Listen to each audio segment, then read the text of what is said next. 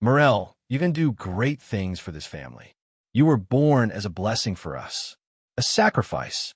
You'll help Grandpa become stronger and live longer. You should be happy about that. What? You don't want to?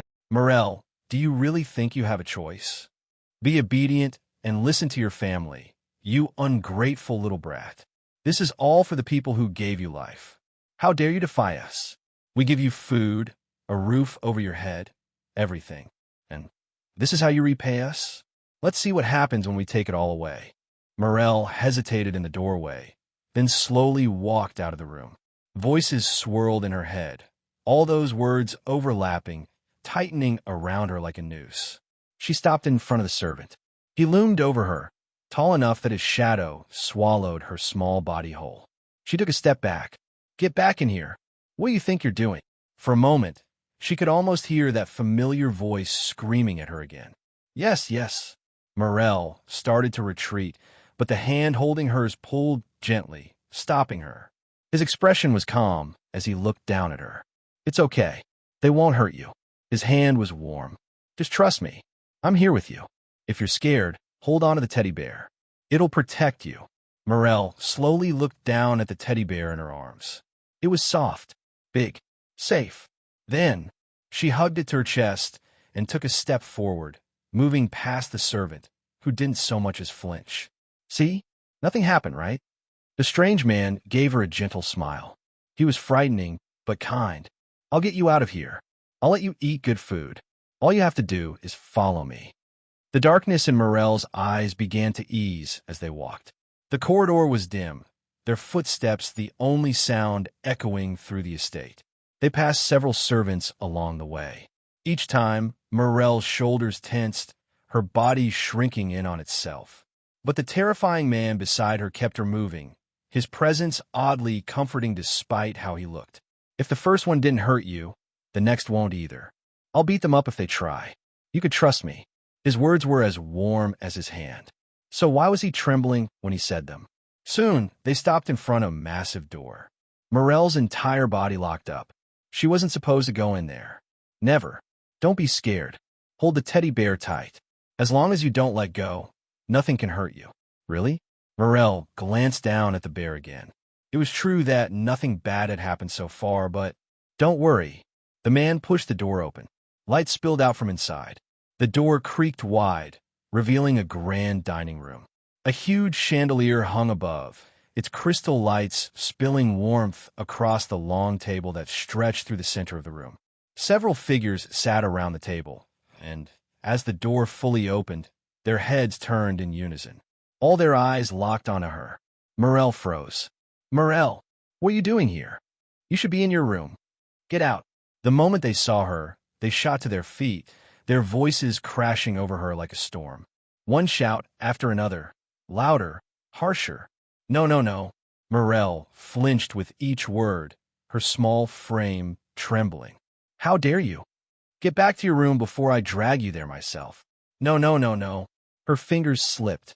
The teddy bear fell to the floor, and her hand slipped free from the man's. Morel dropped where she stood, curling in on herself. Her hands clamped over her head, nails digging into her scalp as she tried to block out the voices. Her knees pressed into her chest as she made herself as small as possible. No, no, please. Rattle, rattle. The room shook. Morel, get back here. Stop. Please stop. Their shouts echoed inside her skull. She pressed her palms harder over her ears. She just wanted it all to end. The noise, the shouting, everything. Please. Me or ear. You dropped this. A soft voice brushed her ear. Something warm and fluffy pressed against her chest. The rattling stopped. When she opened her eyes, she saw the teddy bear again. Hug it tightly. The scary man knelt beside her and lifted her up with both arms. Morel squirmed, but he held her carefully, not letting go. Like I said, I'm here. Don't be scared. But it'll be easy. It wouldn't. Just trust me. Morel clung to the teddy bear. Eventually, she buried her face into it as the man carried her forward. Morel, get back here. What do you think you're doing? I'm counting to 10. You know what happens when I'm done. 1, The countdown started. Hearing that familiar rhythm, Morel squeezed the bear tighter. Rattle, rattle. The room shook again, but the man kept walking. He acted as though he couldn't hear a thing. 3. His slow, steady steps echoed across the dining room floor. 5. Each step a quiet statement. He wasn't afraid. 7. That she was safe with him. 9. The count neared the end. Morel's body tensed again. The air felt like it was holding its breath, everything frozen except for the man still moving forward. Then, 10. The inevitable 10 dropped like a hammer, and Morel's body clenched. She hugged the bear so hard her arms trembled, waiting for the pain, the screaming, the punishment. No, please, please. But silence. Nothing happened. Even after the countdown finished, nothing came. Morel stayed there, clinging to the bear, listening. The only thing she could hear now was the fading echo of his footsteps. Then he stopped. Morel blinked and lifted her head. A door stood in front of them. The man looked down at her, then tilted his head toward the dining room behind. She turned slightly and saw her parents and the others frozen in place, their bodies unmoving, mid-gesture, mid-shout. See? His voice was calm and close. I told you, didn't I? They won't do anything to you. Her grip on the teddy bear loosened as he reached out toward the door. It's time to go. It's time to eat. Clank. The door opened, and they stepped through. Morel's gaze never left his face as they crossed the threshold, and the world on the other side turned blindingly bright. Light flooded everything, wrapping around them. By the time it faded, Morel's small body was gone. Thud! The teddy bear hit the floor. Seth bent down to pick it up as a faint notification appeared in his vision. Basic node, containment vessel activated. D ranked spirit, Morel acquired. So let me get this straight. Someone slipped into the raid, the scenario's difficulty spiked. Because of that, you barely got through the first scenario, and now you think there's a hidden one, so you want to stay and clear it? The voice from Tom's device was calm, but there was a clear edge to it. Right after the raid ended, Tom had immediately contacted his team leader and laid out everything. The gate had already been cleared. In a few hours, it would vanish. That meant no one else could enter. From here on, the only direction was out. So if Tom wanted to take on the hidden mission, he had to decide now. There's a good chance the rewards are huge, Tom said. If you let me stay, I'm confident I can secure at least a few high-purity fragments. But you didn't clear the main scenario, did you? I didn't fail, Tom snapped. That intruder ruined everything. I still managed to leave a decent impression on the host. If the difficulty hadn't gone up, I would have nailed it. Maybe, but the fact is you still failed. I can do better. His voice lowered, fingers tightening around the device. If I'd known the difficulty spiked, I would have chosen a different approach. You know I'm overqualified for this job. Approve this, and I'll come back with results. Crownfall's planning to go for the hidden scenario too. We can't afford to let them take it. Silence. It dragged on long enough that Tom's jaw clenched. Finally, the voice returned. Give me a bit. I'll discuss this with the section chief. What? Why are we wasting time? If we drag this out, Crownfall will start before us. And then, He pulled the device away, staring at the screen. The connection had cut. Damn it. He cursed under his breath and lifted his gaze toward Crownfall's members. His heart sank. They were already gearing up. Fuck. This wasn't a chance they could let slip. If the hidden scenario's reward turned out to be something significant, and they missed it, the loss would hit them hard. Especially when Crownfall was their direct rival. Anyone but them. Screw it. He shoved the device into his pocket and turned to his own team. Get ready. We're starting the raid. The Ivory members, unaware of the conversation he'd just had, began preparing without hesitation. As far as they were concerned, his decision meant the higher-ups had given their blessing. Unfortunately, that wasn't the case. Even so, Tom felt no fear. He was confident he could clear the scenario, and if he succeeded, the results would excuse the fact that he'd moved without permission. In the guild, results were everything. No one knew that better than him. Stay sharp and follow my lead, he warned. If you don't, I can't promise you'll make it out alive. Armored and rested, Tom led his team toward the mansion's entrance. Behind them, Crownfall's members followed, having taken a bit longer to prepare. Tension crackled in the air as both teams readied themselves to enter the hidden scenario. And then, crack! A faint cracking sound echoed. It was subtle, but enough to freeze everyone mid-step. All eyes turned toward the mansion. "Did you hear that?" one recruit whispered, looking around. He was met with uneasy nods. "Thought it was just me." "No, I heard it too." Tom narrowed his eyes at the building. He'd heard it as well, but couldn't pinpoint the source. Is something going on inside? Just as the thought formed. Crayak! What the hell? This time, there was no mistaking it. The noise was louder, sharper.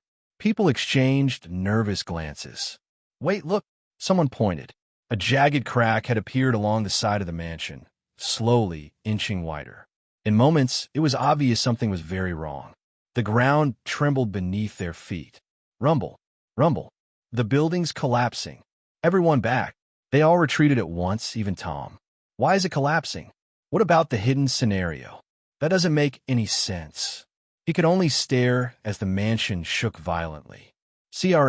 Crack. Cracks spread like spiderwebs across the walls, widening with each passing second. The windows rattled, then shattered, glass raining down onto the grass. Rumble. The trembling intensified. Then the mansion's left wing buckled and gave way, collapsing in on itself. Dust exploded into the air as the structure caved. Shit! Panic erupted. Several people turned and bolted toward the gate. "Look! Over there!" Things only got worse. The mansion wasn't the only thing falling apart. The fountain fractured, collapsing along with the rest. The garden tore open, the ground sinking, pathways cracking. Back to the gate. "Move! The gate's closing. Hurry up!"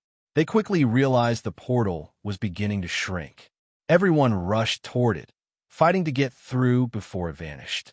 Everyone except Tom. He stood where he was, staring at the collapsing mansion like his brain had stopped working. This can't be happening. What about the hidden scenario? How could the gate be collapsing already?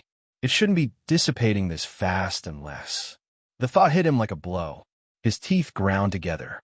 A gate didn't fall apart like this unless the hidden scenario had already been cleared. And if the entire place was coming down, there was only one explanation. The hidden scenario had been completed. It's him. His jaw tightened. It had to be. The jester. Thud. Ugh. I hit the floor hard, pain jolting on my spine. Groaning, I pushed myself up and glanced around. I'm back. Seeing my office, the familiar walls, the same worn-out furniture, I let my body drop down in relief. I really have made it back. Still breathing hard, I stared up at the blank white ceiling. I'd never been so happy to see something so boring. More importantly, I lifted my arm and looked at my wrist. A white ring now circled it, mirroring the black one. White, huh? I wonder what the color means. My mind went back to the message I saw just before I returned. Morel, the little girl. I could feel the link in the back of my mind, like a quiet thread tugging in my awareness. I had the sense that if I wanted, I could call her with just a thought. For now, I held back. There was too much to process. Her past, the cult, the role she'd been forced into, the mansion, all of it tangled together in my head. Before I could untangle any of it, a familiar screen popped up. Congratulations on clearing the scenario. The system. Calculating rewards. Calculating rewards. Ding. System update available. Do you wish to upgrade? Play button. Yes, no. Hey everyone, Firescale Audiobooks here.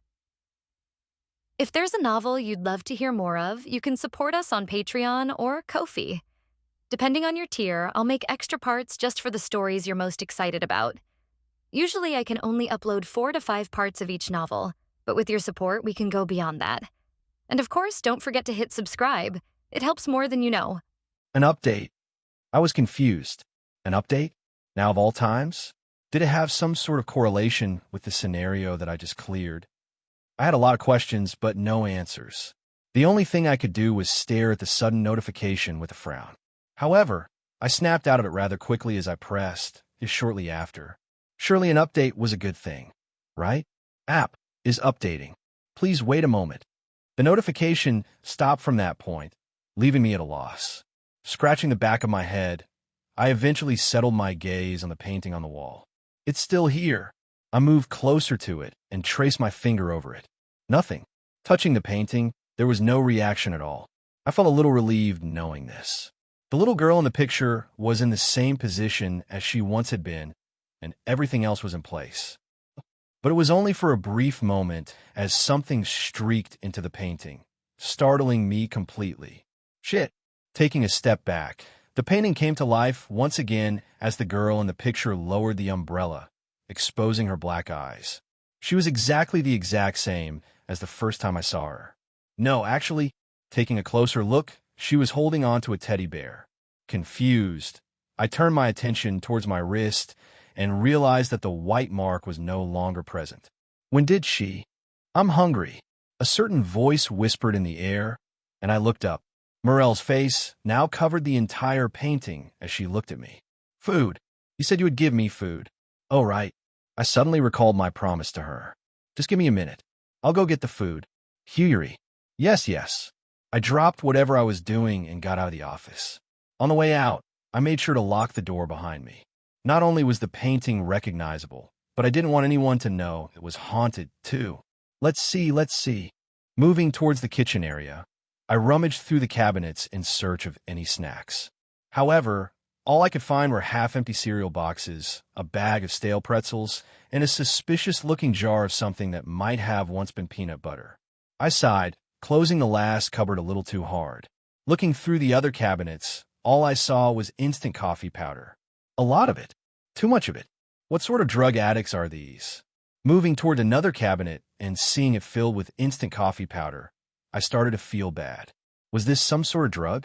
Well, now that I think about it, I kind of need some coffee myself. I held off on making it for now as I rummaged through every corner of the kitchen. It was only after a minute of good searching that I finally saw something that caught my eye. Secretly tucked behind several instant coffee jars was a bag of chips. It's also unopened. Nice. I felt a lot more relieved with the chips in my hand. I was just about to turn away when... What are you doing?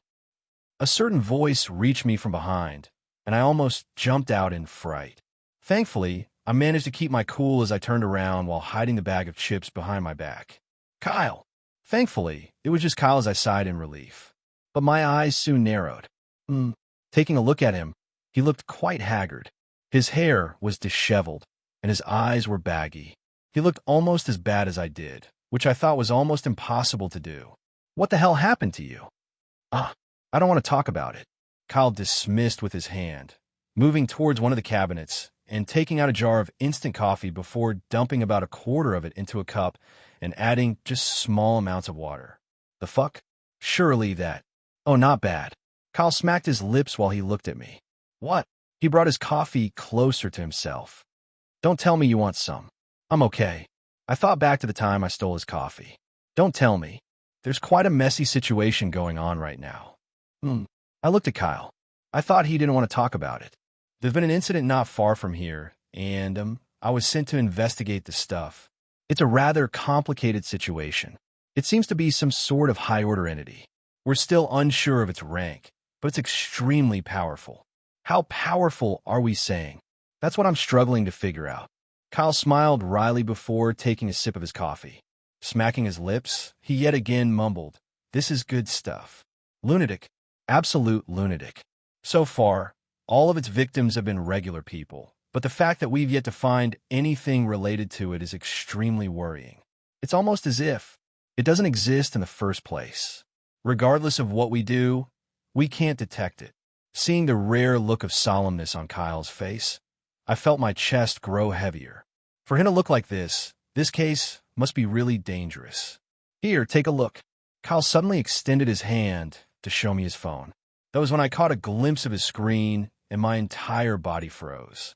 A sickly, mummified figure appeared on the screen, the skin shriveled and brown like dried leather. Sunken eyes peered from hollow sockets as it lay slumped on a sofa, hands curled inward, slowly blinking at the recording device while its open mouth just barely moved. I raised my head to look at Kyle, who stared at the video with a grim expression. This right here is the state in which he leaves all of his victims. As you can see, they're not dead, but at the same time, they've lost the ability to do anything. I pursed my lips while looking away from the phone. The video was too much for me. Are you sure you should be showing me this? It's not exactly confidential information. In fact, it's probably best if you know about it since the matter is probably going to get escalated to the Bureau. It is. Yeah. The Guild requested a few scouts from the Bureau to conduct some tests. Based on the results, the Bureau will assign it an international ranking. If it qualifies as Thrall class or higher, Guild from other jurisdictions will start coming here. It'll probably make the news too. Thrall class. What was that? Huh? Oh. As if recalling my ignorance on most of the matters, Cal started to explain. You might not know this since it's something usually taught later in your second year, but the Bureau classifies anomalous entities into 5 categories: Sigil, Elcid, Malaz, Thrall, and Kermite. Thrall class is the second most dangerous. I see. I was starting to understand. Anything ranked below that falls under the sole authority of the local guilds. No outside interference is allowed. But once an anomaly reaches the higher classes, it's a different story. Those are considered global threats, and when that happens, anyone, regardless of jurisdiction, is permitted to step in and deal with the situation. Kyle played with the phone in his hands, which is what might be happening in this case. Things will get rather lively if that happens. Chuckling, Kyle chugged the last remaining of his coffee before taking a deep breath. In any case, this anomaly. Kyle licked his lips. They call it the Twisted Man. The Twisted Man? That name. It didn't really seem fitting when I thought back to the video that Kyle showed me just moments prior. Kyle shrugged. I know what you're thinking, and I think the same. I don't make the names, though.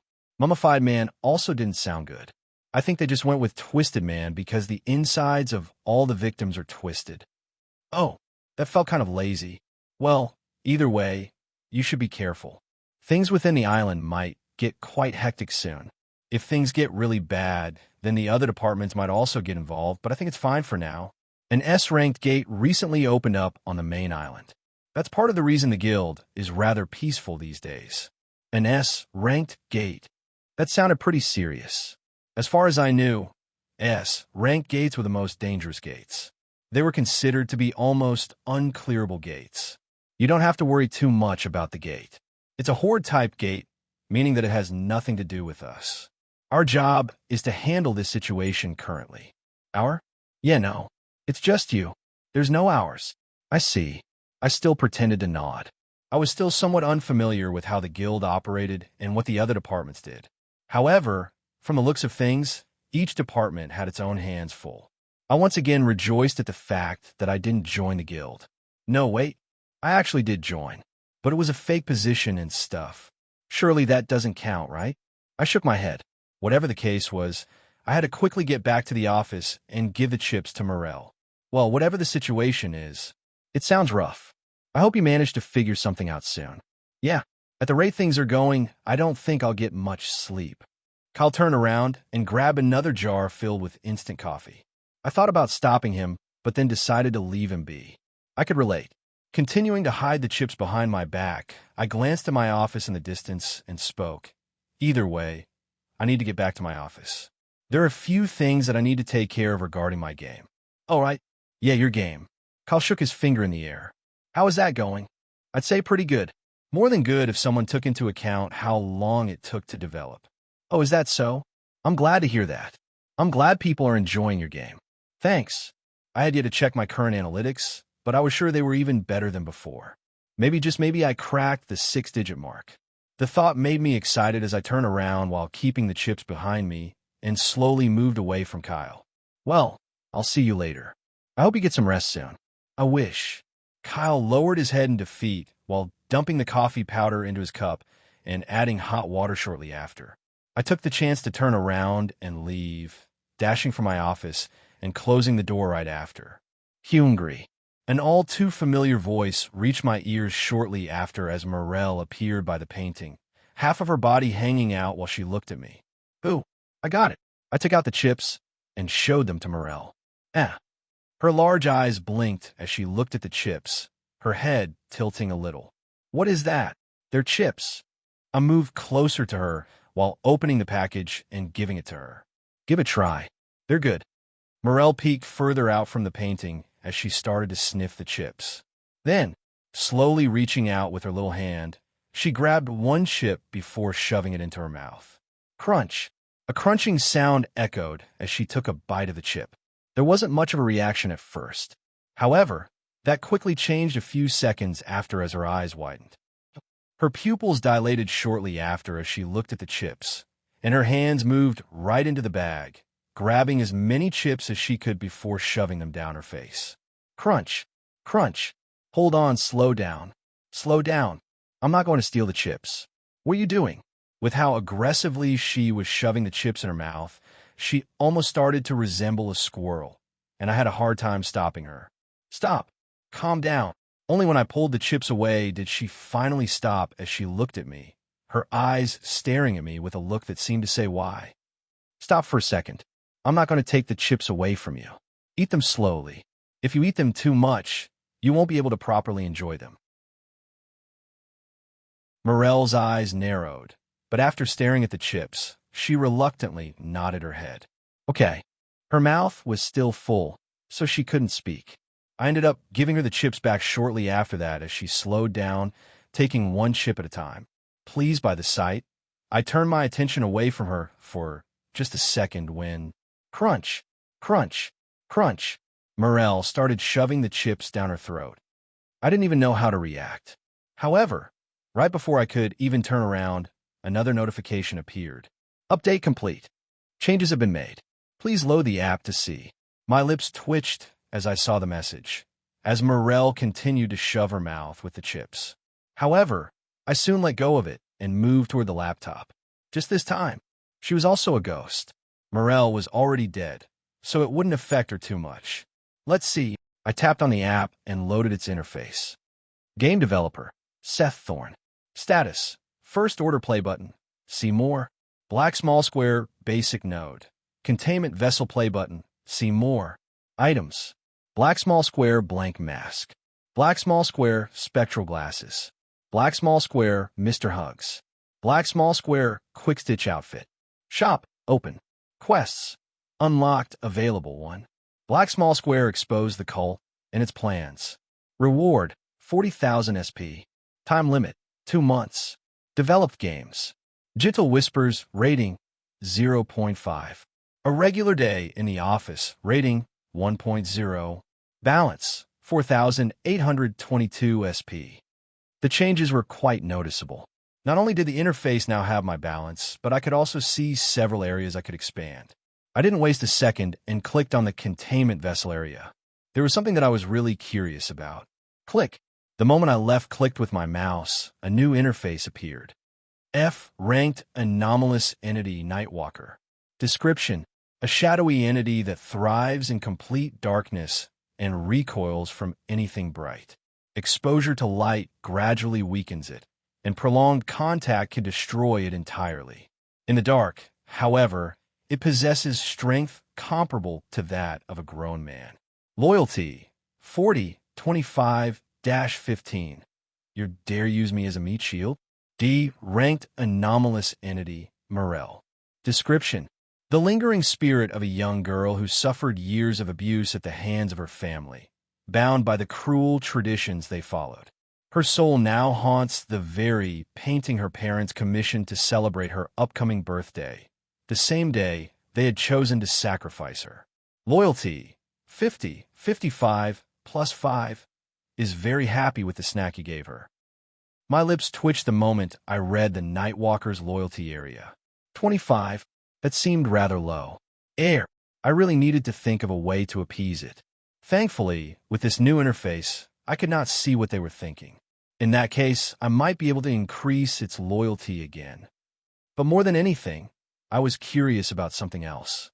Is it possible for me to upgrade them? To make them stronger? It was a really intriguing thought. If it were possible to make them stronger, then I wanted to know how. Of course, before getting them stronger, I also planned on improving their loyalty. I wouldn't want to make them stronger so they could kill me faster.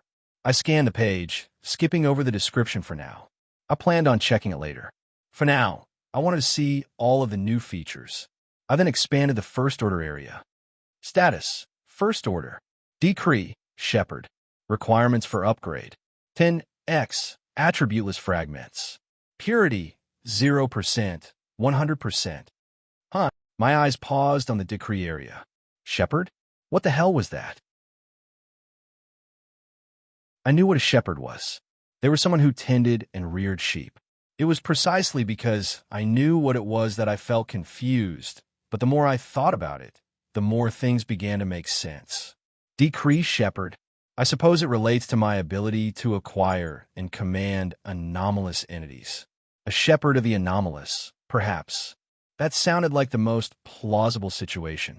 But if that was the case, I started to grow curious about what the purity meter was and the abilities I would gain once I reached the second order. Is there also a limit to the amount of anomalous entities that I can contain? What about the conductor? Would I be able to contain a monster that powerful? Thinking about the conductor, I slowly turned my head to stare at the large I imprinted on the wall and bit my lips. 1 day left.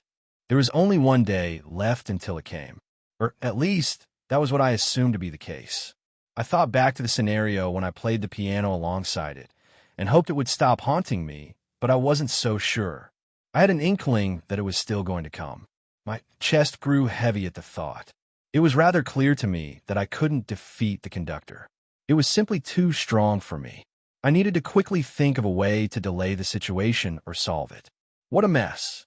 Rubbing the back of my head, I once again glanced at my computer and focused my attention on the first order panel. In order to move to the next order, I need 10 attributeless fragments. Where can I get those? I had pretty much memorized everything available in the shop. There was nothing remotely close to fragments. Oh wait, recalling something, I rummaged through my pocket before retrieving a certain crystal. Right, I did acquire this. The crystal was long, fitting my entire hand as a gray fog squirmed deep within it. I felt a strange sensation while looking at it.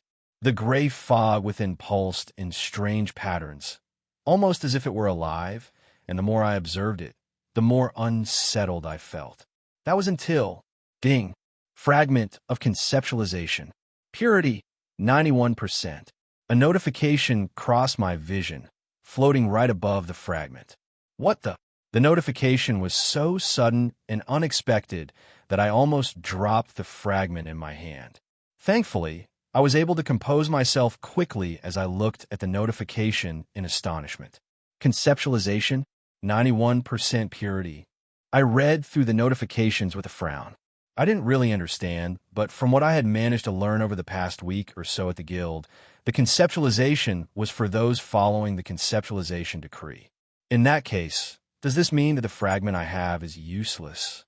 Since I followed a different decree, it meant that I couldn't use this fragment. Then, what the hell do I do with this? It wasn't like I could sell this. Maybe in the black market? Was there even a black market? Not only that, but thinking about how much of struggle I had gone through to just receive one fragment, my heart sank. This feels like bullshit. At the current rate things were going, it was going to be impossible for me to rank to the next order. Or so I thought. Ding! Another notification suddenly appeared in my vision. Would you like to remove the attribute? Play button. Yes, no. My grip on the fragment tightened the moment I saw the notification. Yes, this made much more sense. There was no way this strange system would leave me to rot like this. I didn't even waste a single second and directly pressed yes. Attribute will be removed. Please wait a moment. A strange glow suddenly radiated from the crystal, enveloping the entire room. The light was so intense that I had no choice but to shut my eyes as the crystal in my hand began to grow warm. MHKH. A strange wave of dizziness hit me as I held onto the crystal, and my hand started to tremble. It almost felt as though the energy was getting sucked out of me. It wasn't pleasant. Thankfully, the process lasted no more than a couple of seconds, and once the light died down and I managed to open my eyes again, a white crystal appeared in my grasp. Attributeless fragment. Purity, 91%. Awesome. The fragment felt a lot lighter than it was before as I tossed it in my hands. However, I froze a moment after as I looked up to see a gray cloud floating right before me. My right hand squirmed shortly after as I hastily looked down to see the black tattoo squirm uncontrollably, almost as if it wanted to jump out of my arm. What the? I started to panic, but there wasn't anything that I could do as the squirming only grew with each passing second. It grew to such an unbearable degree that I had no other choice but to summon the Night Walker, as a dark figure appeared before me shortly after. My expression turned strange shortly after as I saw it stand beneath the lights, its entire body sizzling under it. And yet, as though it didn't care about the lights, the Night Walker stared at the gray cloud floating in the air before suddenly opening its mouth and sucking it. Swoosh! The gray cloud funneled into the Night Walker, and I could only stare at the scene in shock. What in the... The process didn't last very long.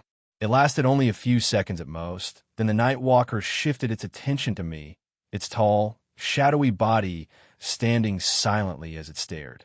Tension coiled in my chest as my eyes flicked to the painting behind it. And just as the atmosphere reached its peak, the Night Walker vanished, leaving behind only the dark marking reappearing on my arm. I stared at the marking on my arm in confusion. What in the world just happened?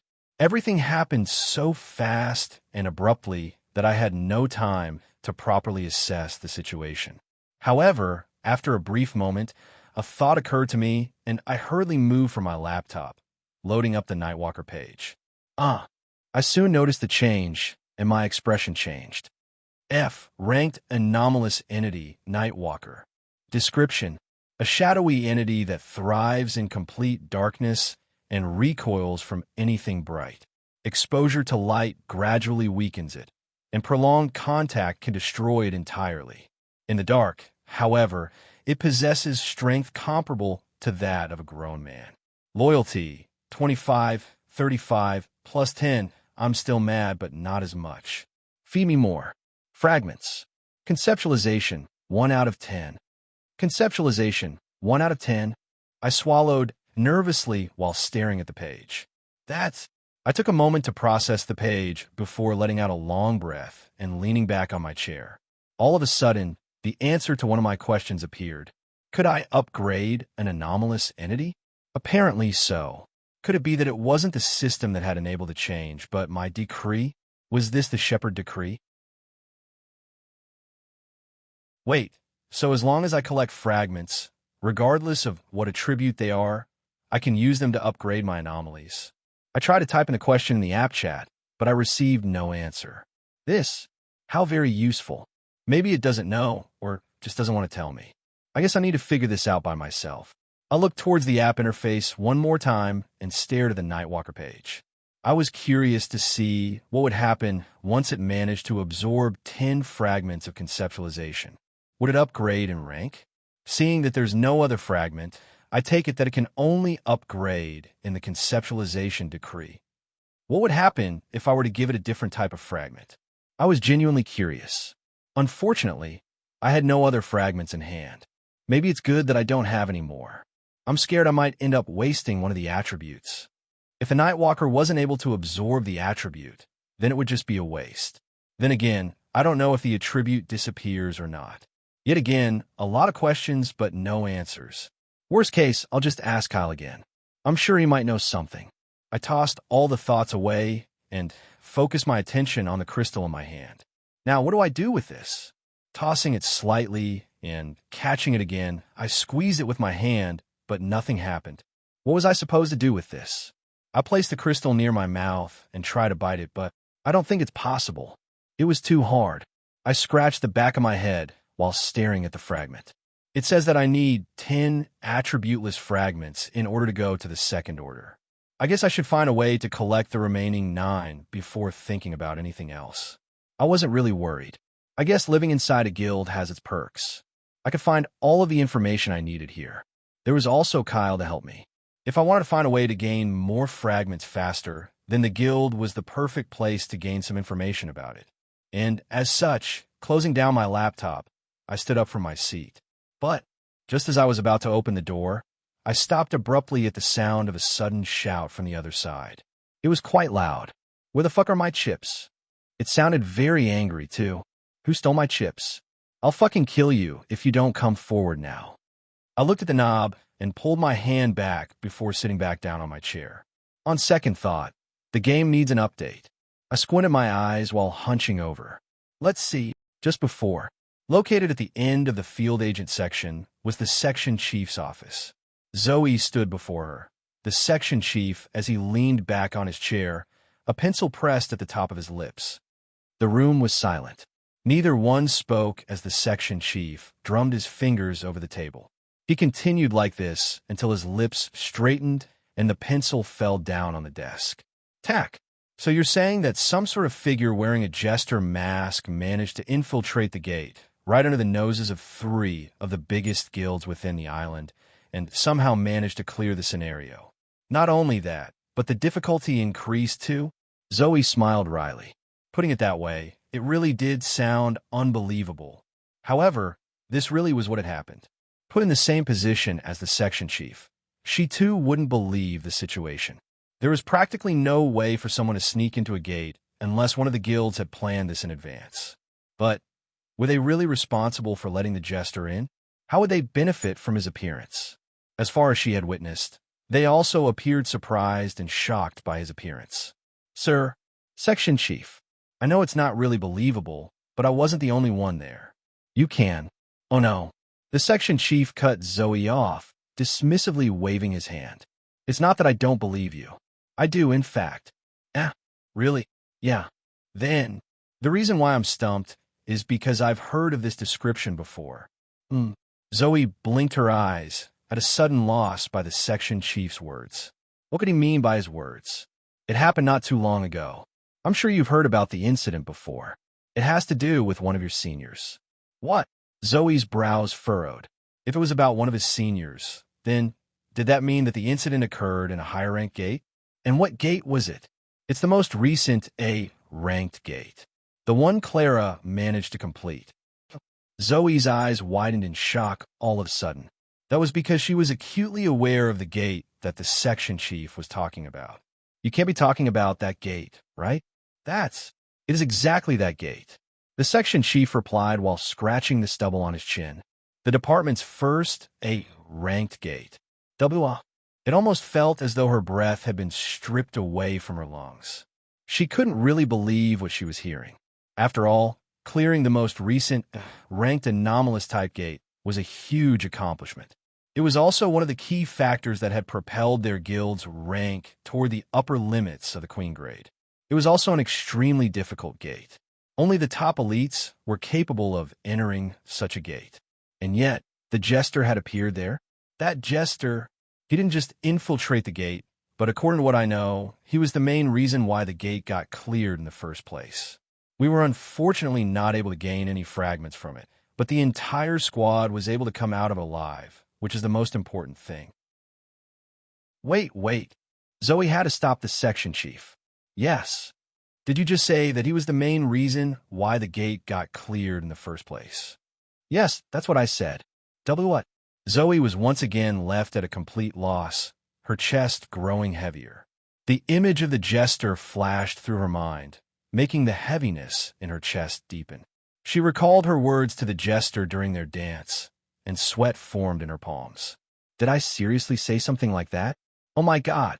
Zoe felt like punching her previous self. If the jester was truly the same and had helped clear in a ranked gate, then she really almost lost her life. Cold sweat trickled down her back. Well, don't worry too much. Pulling her out of her thoughts was the section chief as he picked his ear. There's a chance that the jester might not just be a single person, but an entire group wearing the same mask. We'll be investigating this matter more carefully. You should rest in the meantime. Looking at his pinky, the section chief dismissed her with her hand. I'll take care of this matter. I'm sure you're tired. Just relax for now. I'll call you if something happens. Oh, okay. Biting her lips, Zoe eventually lowered her head and moved out of the room.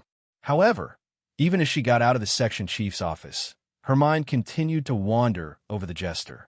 There was something about the jester. Something about him just felt familiar to her. She felt it then, and she still felt it now. Could he be someone she knew? But who? Whatever. Massaging her face, Zoe dismissed the thought. Just thinking about it was giving her a headache. I'll get some rest for now and eat my chips. Thinking about her chips, Zoe suddenly felt a wave of giddy excitement. Those chips. Those chips. They were special chips. They were something that she usually prepared before going into a gate. Some sort of good luck charm. In order not to have anyone stealing them, she tended to hide them. Of course, everyone was aware that they were her chips, but it was a force of habit she had developed from when she was still weak. Back then, her seniors didn't care if they were her chips. Zoe giggled as she made her way to the kitchen, opening the all-too-familiar cupboard and reaching for her hidden spot. A place that only she knew. But, the chips. The tasty, slightly salted, and light chips. They were gone. How could this be? Zoe's eyes shook until, where the fuck are my chips? She exploded, her hands tossing the jars of instant coffee around. Who stole my chips? I'll fucking kill you if you don't come forward now. All hell broke loose. For just the briefest of moments, several recruits believed that an anomaly had escaped the containment facility. What's going on here? Why is it so loud outside? I'll kill whoever did it. Wherever you are, I'll find you, and I will kill you. Someone hold her back. Stop this farce at once. It sure is lively today at the guild. I mumbled while looking through my laptop and checking all the bug reports from my most recent game. I wonder what could be causing such chaos. I whistled while squinting my eyes. Crunch, crunch, crunch. Across the desk, a loud crunch echoed through the room. I looked up to see Murrell stuffing chips into her mouth frantically, like she expected someone to snatch them away at any moment. Crunch, crunch.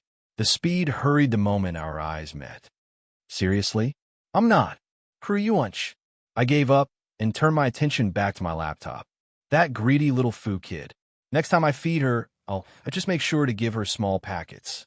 Though she was a ghost, she was still a little girl. I couldn't have her develop such bad habits. Well, whatever the case was, it was time for me to focus on the game. I checked the analytics. Sales, 22,451. Income, $78,579. I silently whistled while staring at the numbers displayed by the doc analytics page. Though the sales seemed to have slowed down just a little bit, the number of sales was still incredibly high, and so was the total income earned.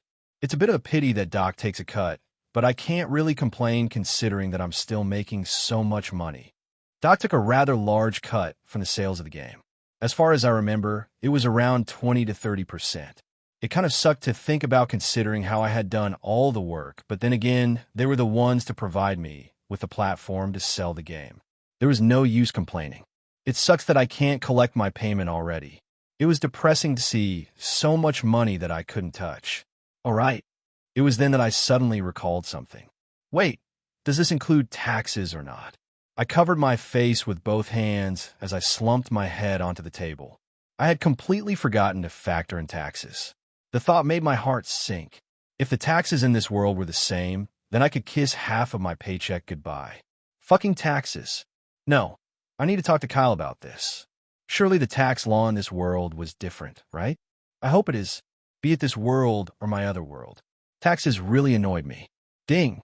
A sudden notification yanked me out of my thoughts. Blinking, I pulled out my phone to check it, only for my expression to shift instantly. The screen was flooded with alerts. The number of notifications was beyond what I could count. What the? Clicking on the notification, I was pulled into a familiar page. Horror game developer, Seth Thorne. Posts, 0 followers. 17,457 following, 0. It all clicked when I saw the number of followers, as well as the numerous DMs I was receiving. It looks like Jamie has promoted my account. I clicked on the first DM to see what they were messaging me about. In a way, I was kind of excited. These guys were in some ways my fans. It always felt nice to see what my fans thought about the game. Fuck you, cunt. Motherfuck. I hope you die in a ditch for creating that shitty game. Rot in hell, bastard. I pursed my lips and switched to another DM. A fluke. Rotten piece of shit. I got kicked out of my house because of you. I hope that you get kicked out of yours. I got the police called because of you. Die. Fuck you. I grabbed my chest. Why? Why did this feel so damn good? Ha. Seeing the flood of people cursing my name, I couldn't help but burst into laughter. Their comments, full of frustration, disbelief, even hatred, only confirmed how deeply my game had gotten under their skin. And somehow, that stirred a strange, unshakable joy in me, one I couldn't quite explain. It had been such a long time since I'd felt so alive. My hands grew itchy. I really wanted to create another game. If this was the effect a one-star game had, what kind of effect would a two-star game have? I really want to create one. It was such a pity that I wasn't yet capable of creating one.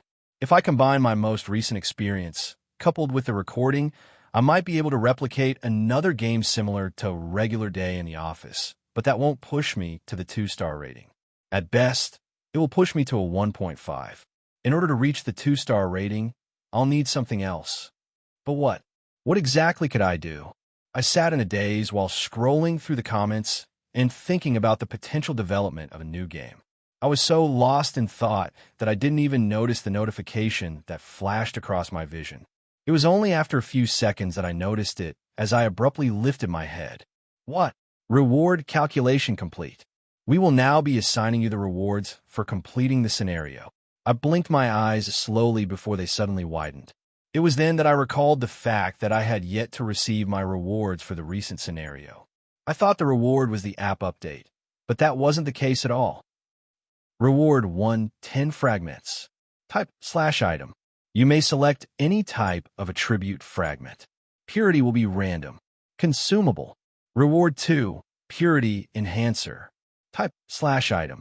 Place a fragment into the enhancer and watch its purity rise. But beware, there's risk in every refinement. The fragment might crack, or worse, its purity could drop. Choose your gamble wisely. Non-consumable. What? I could hardly believe my eyes while staring at the rewards before me. 10 fragments. And I could even choose their attribute? My heart suddenly sped up as I thought about the Nightwalker. If I were to choose 9 conceptualization fragments and feed them to the Nightwalker, would it evolve? I had a hard time containing my excitement as I almost instinctively went ahead and chose the conceptualization fragment. However, I quickly calmed down and took a deep breath. There was no need to rush. I checked the other reward. Purity Enhancer? My eyes narrowed. I was still unsure of what this purity thing was. However, this did seem like a good thing. I should ask Kyle before finally deciding. As such, without rushing things, I made up my mind and moved out of the office. However, right as I opened the door, a pair of dimples greeted my sight. Hi. My stomach sank. What's this guy doing in front of my office? I wanted nothing to do with this guy. Just his mere presence made me feel repulsed. He didn't show it on the outside, but he was a snake. He was a snake that couldn't be trusted. Do you need anything from me?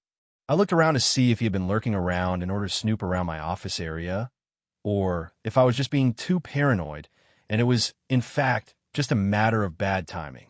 I got my answer a few moments after. I was just passing by when you opened the door. Oh, was this really the case?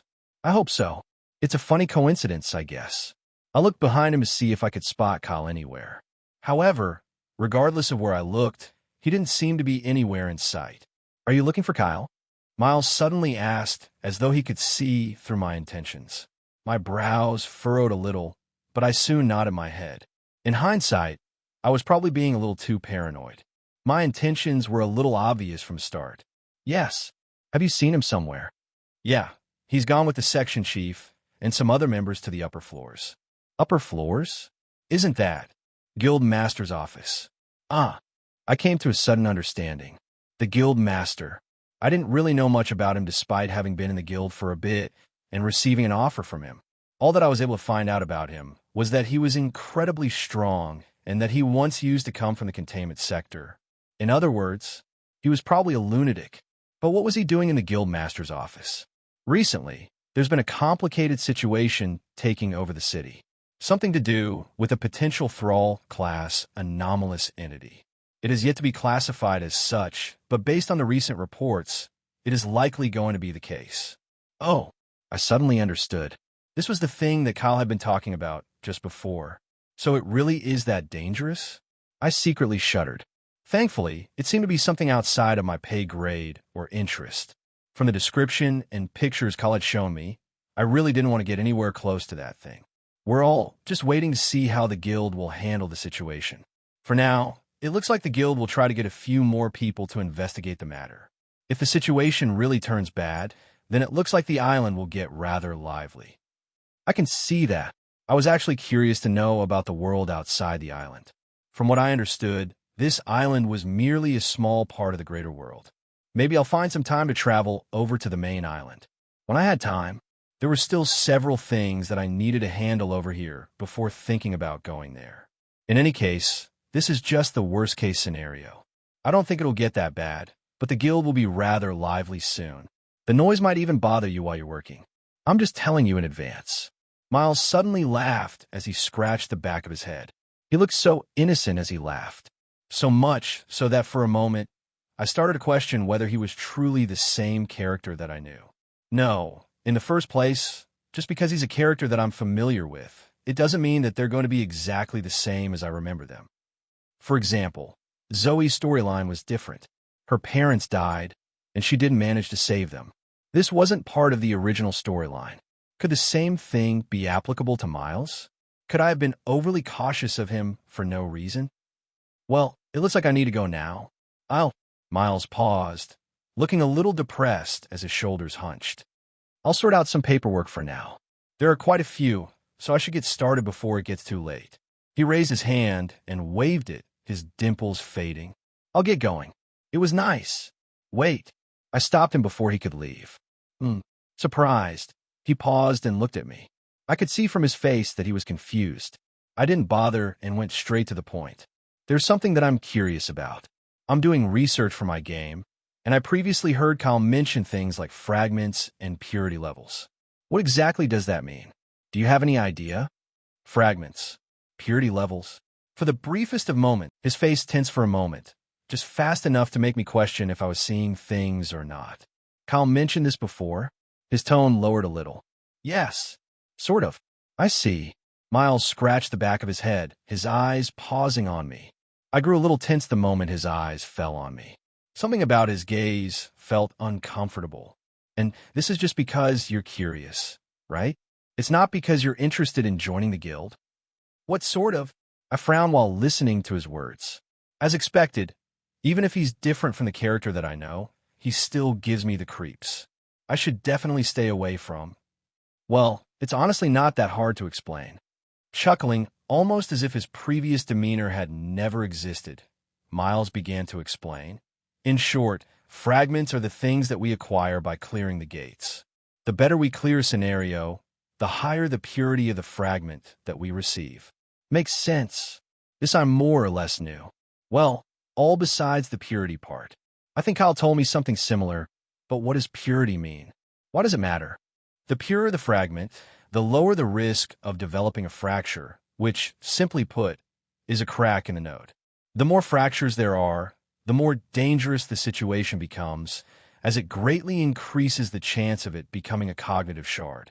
And if that happens, it may already be too late. Though Miles's words were light, my chest felt heavy upon hearing his words. Cognitive shard. I was now almost certain that was the name of my disease. The one that had been tormenting me for so long. So a cognitive shard is an accumulation of fractures on the node. There's no real cure for cognitive shards. That's why it's important to build a resilient node. The purer the node is, the more resilient it is to cracks, and the less likely it is for you to develop a cognitive shard. You're also likely to develop a stronger skill. So that is why you guys look for highly pure fragments. Yeah, Miles nodded. It's really all about averages. The greater your average of the sum of fragments you need to advance, the better. As a rule of thumb, we aim for at least 60% purity before advancing. Nodes developed in that percentage range are resilient enough. Oh, this made a lot of sense. No, wait, 60%? I suddenly thought of the fragment I had received, and my heart skipped a beat. 91%. Wait, isn't my fragment like super pure? I also thought about the purity enhancer reward, and I almost struggled to contain my expression. Okay, it looks like I really need to run. Miles turned his wrist to check his watch, his face falling. If I don't get started now, there's a high chance I'll never get started. It was nice talking to you. I wish you luck on your games. Waving his hand, Miles excused himself and left. Thanks. I stared at his departing back for several seconds before turning back and entering my office. Since Kyle wasn't available, there was no need for me to leave and look for him.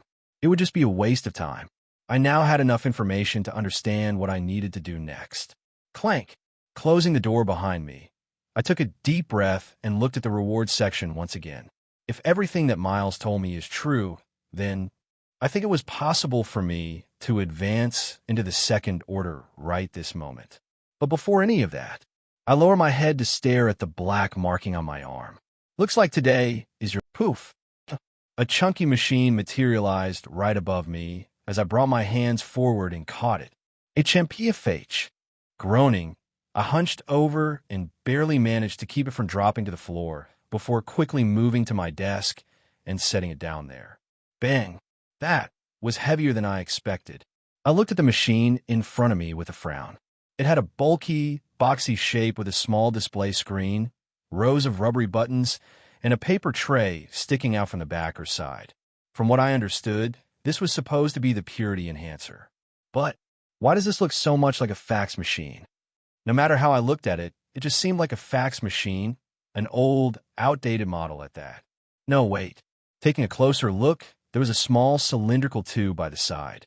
I presume that's where the fragments are placed. I took the only fragment that I had and placed it there. Indeed, it fit nicely. So what am I supposed to do? I looked around the machine before settling my gaze on a specific switch by the side. That looked to be the power switch, and I didn't waste a single second pressing it.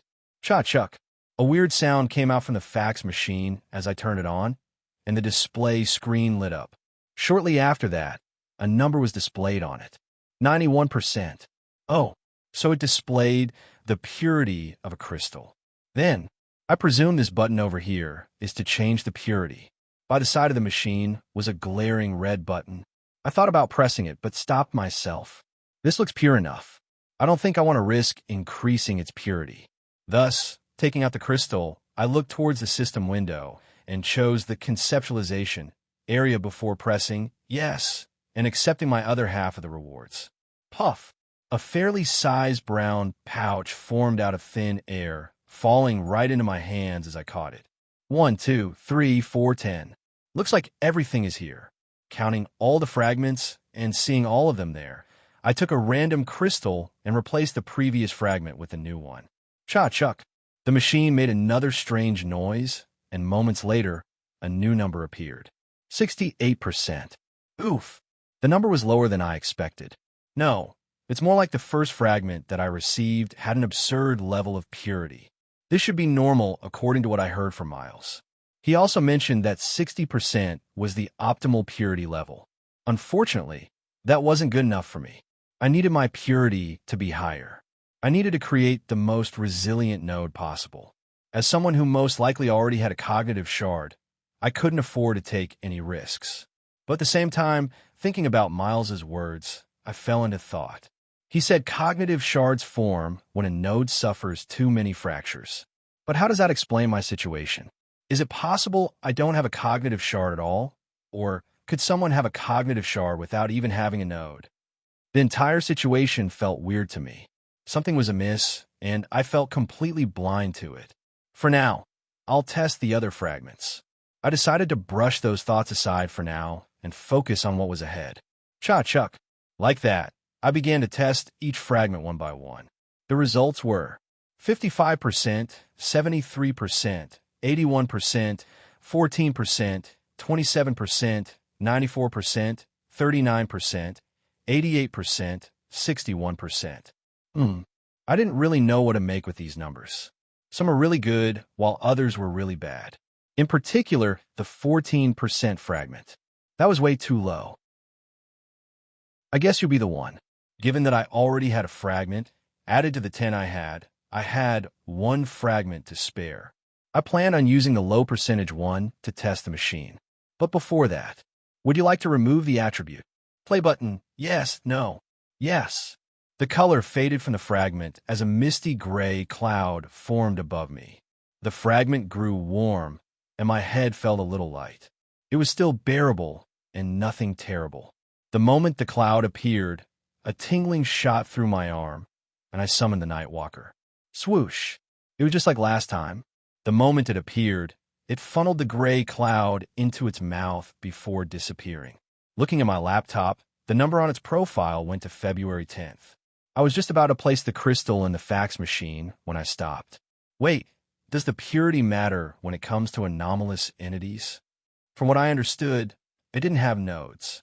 In that case, I looked towards the other fragments in my hand. Would you like to remove the attribute? Play button yes, no. I paused for a moment before eventually pressing. Immediately, my arm stirred, and the Nightwalker appeared once more. A gray cloud drifted slowly, pulling away from the fragment below. Conceptualization, 3/10. I repeated the process twice more. A new cloud formed each time, and the Nightwalker immediately sucked it. Conceptualization, 5/10. I could feel changes happening to the Nightwalker as it sucked the gray clouds. It was hard to describe. It almost felt like it was growing stronger. I didn't waste time. I removed the attribute of the other fragments. Conceptualization, 7 out of 10. Conceptualization, 8 out of 10. Conceptualization, 9 out of 10. By this point, my mind was throbbing and my breath was quite heavy. I felt rather nauseous, but I continued. Just one more. And then, conceptualization, 10 out of 10. A change suddenly occurred. The Nightwalker began to squirm, its form shifting as parts of its body expanded. Its arms thickened, its frame broadened, and its already towering height stretched even higher, looming over me with an imposing presence. I could only stare in silence while the changes happened in real time. The entire time, I kept alternating my gaze between the Nightwalker and the computer, watching as its profile started to change. Soon, silence. The surroundings fell silent as the Nightwalker finished its changes. Its body was now a head taller than mine, and though the changes weren't massive, I could feel its presence was a lot more imposing than before. I took a silent breath before looking at its profile. Ranked anomalous entity, Dreamwalker. Description: once a Nightwalker, the Dreamwalker is its evolved form, strengthened through fragments of conceptualization. Its shadowy body has grown more resilient, now capable of withstanding light far better than before, though it still instinctively clings to darkness. While no longer as fragile in the presence of light, it remains most powerful in the dark. Loyalty, 35. 65 plus 30. Skill, body morphosis. Skill enables the Dreamwalker to alter its body in any way possible. Fragments.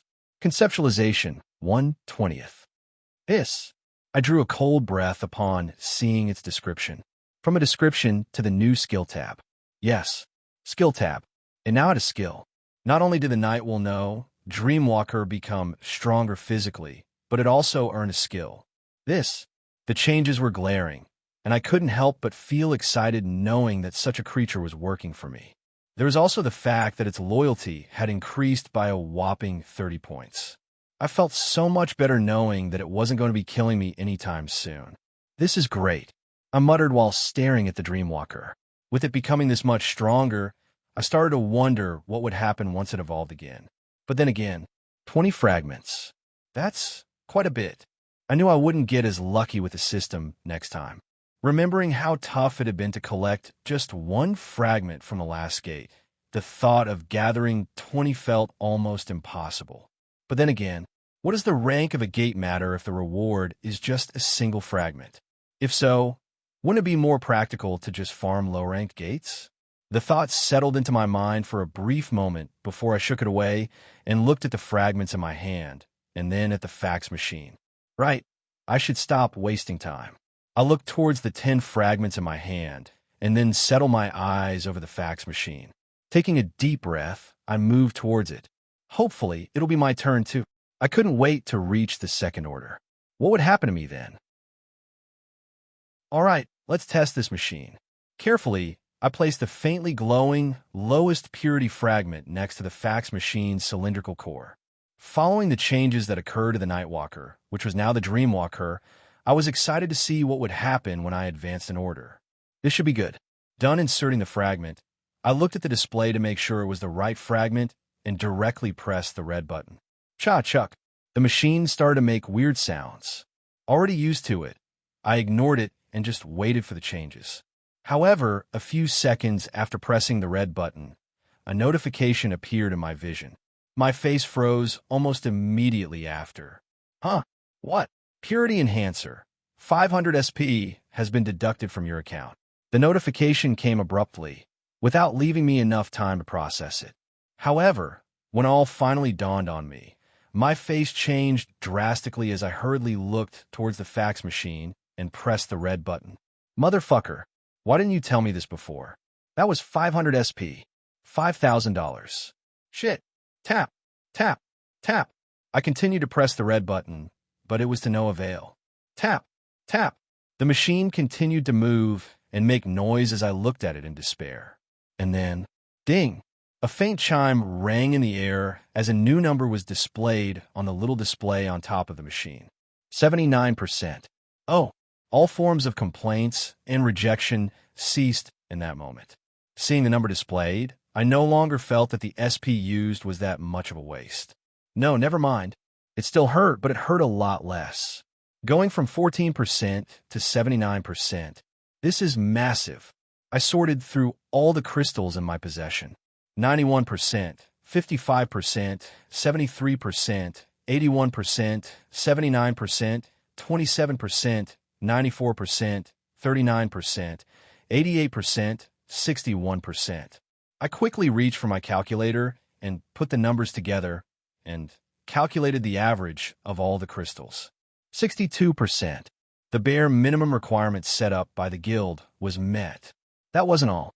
If I were to remove the lowest percentage crystal and redo the average, I get around 66%. This is definitely not bad, but it was still not enough. I'd like the percentage to be at least higher than 70%. This was the bare minimum that I was going to accept. In that case, I looked towards the fax machine with a heavy heart. Then, with a trembling hand, I reached for the 27% crystal and put in the fax machine before pressing the red button. Cha-chuck. Purity Enhancer. 500 SP has been deducted from your account. Balance. 3822S. I felt like crying, but I clenched my teeth and just stared at the fax machine nervously. Hopefully it would yield something good. Please. Please. Ding. The familiar chime echoed, and I looked at the display. 21%. I bit my lips, just barely holding myself from taking the fax machine and tossing it away.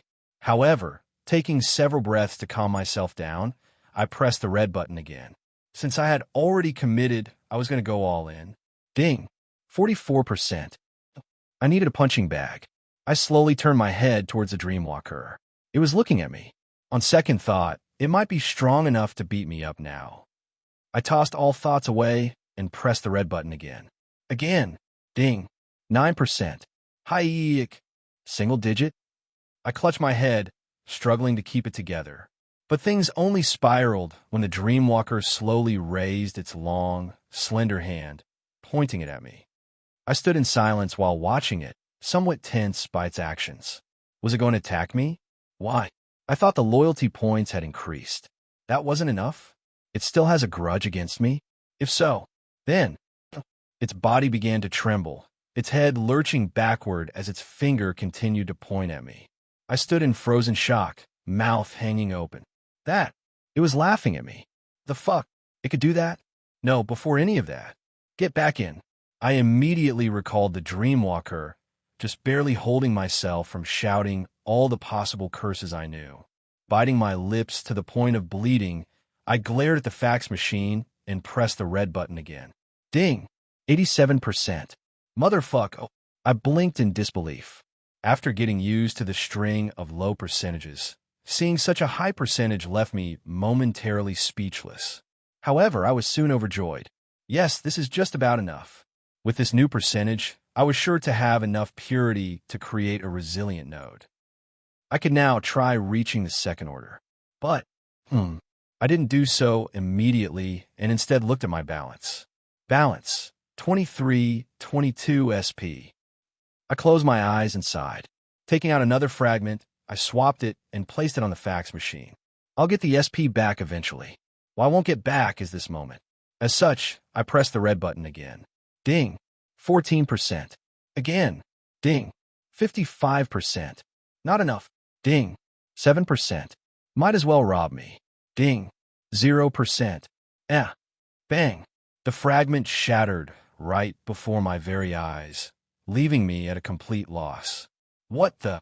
I could only stare blankly at the spot where the fragment had previously been before covering my mouth and staring at my balance. Balance. 322 SP. Regret. I started to feel so much regret. My hands shook as I stared at the fax machine. I just barely managed to hold myself back before turning to look at the fragments in front of me. Taking several breaths to calm myself down, a notification eventually flashed before my eyes. 10 fragments have been located. You have met the criteria to advance. The purity level is 70.9%. Do you wish to advance? Play button, yes, no. As expected, only when I've gathered all of the fragments will it allow me to advance. I had an inkling before, but this confirmed it. I didn't hesitate. The percentage was high enough for me to accept. As such, I press yes. Though I was still suffering from the intense regret of wasting so much SP, I tried my best not to think about it. Not in such a pivotal moment. The fragments before me flared to life, flooding the room with blinding light. My vision vanished in an instant. Then came the sharp, sudden stab of pain in my head. A scream escaped my lips as I stumbled back. It was hard to describe the pain, but it was sharp, almost as though someone had stabbed a sharp needle into my head. I drew a sharp breath, trying my best to calm the pain, but before I could draw another, my body was racked with violent convulsions. I stumbled back, my back pressing against the wall as I held onto my arm. The pain intensified and my face scrumped up. KH. Groans inevitably left my mouth. In spite of my best attempts at trying to suppress them, I realized that I couldn't stop them. The pain was simply too much. I lost track of time from that point. I just waited for the pain to fade away.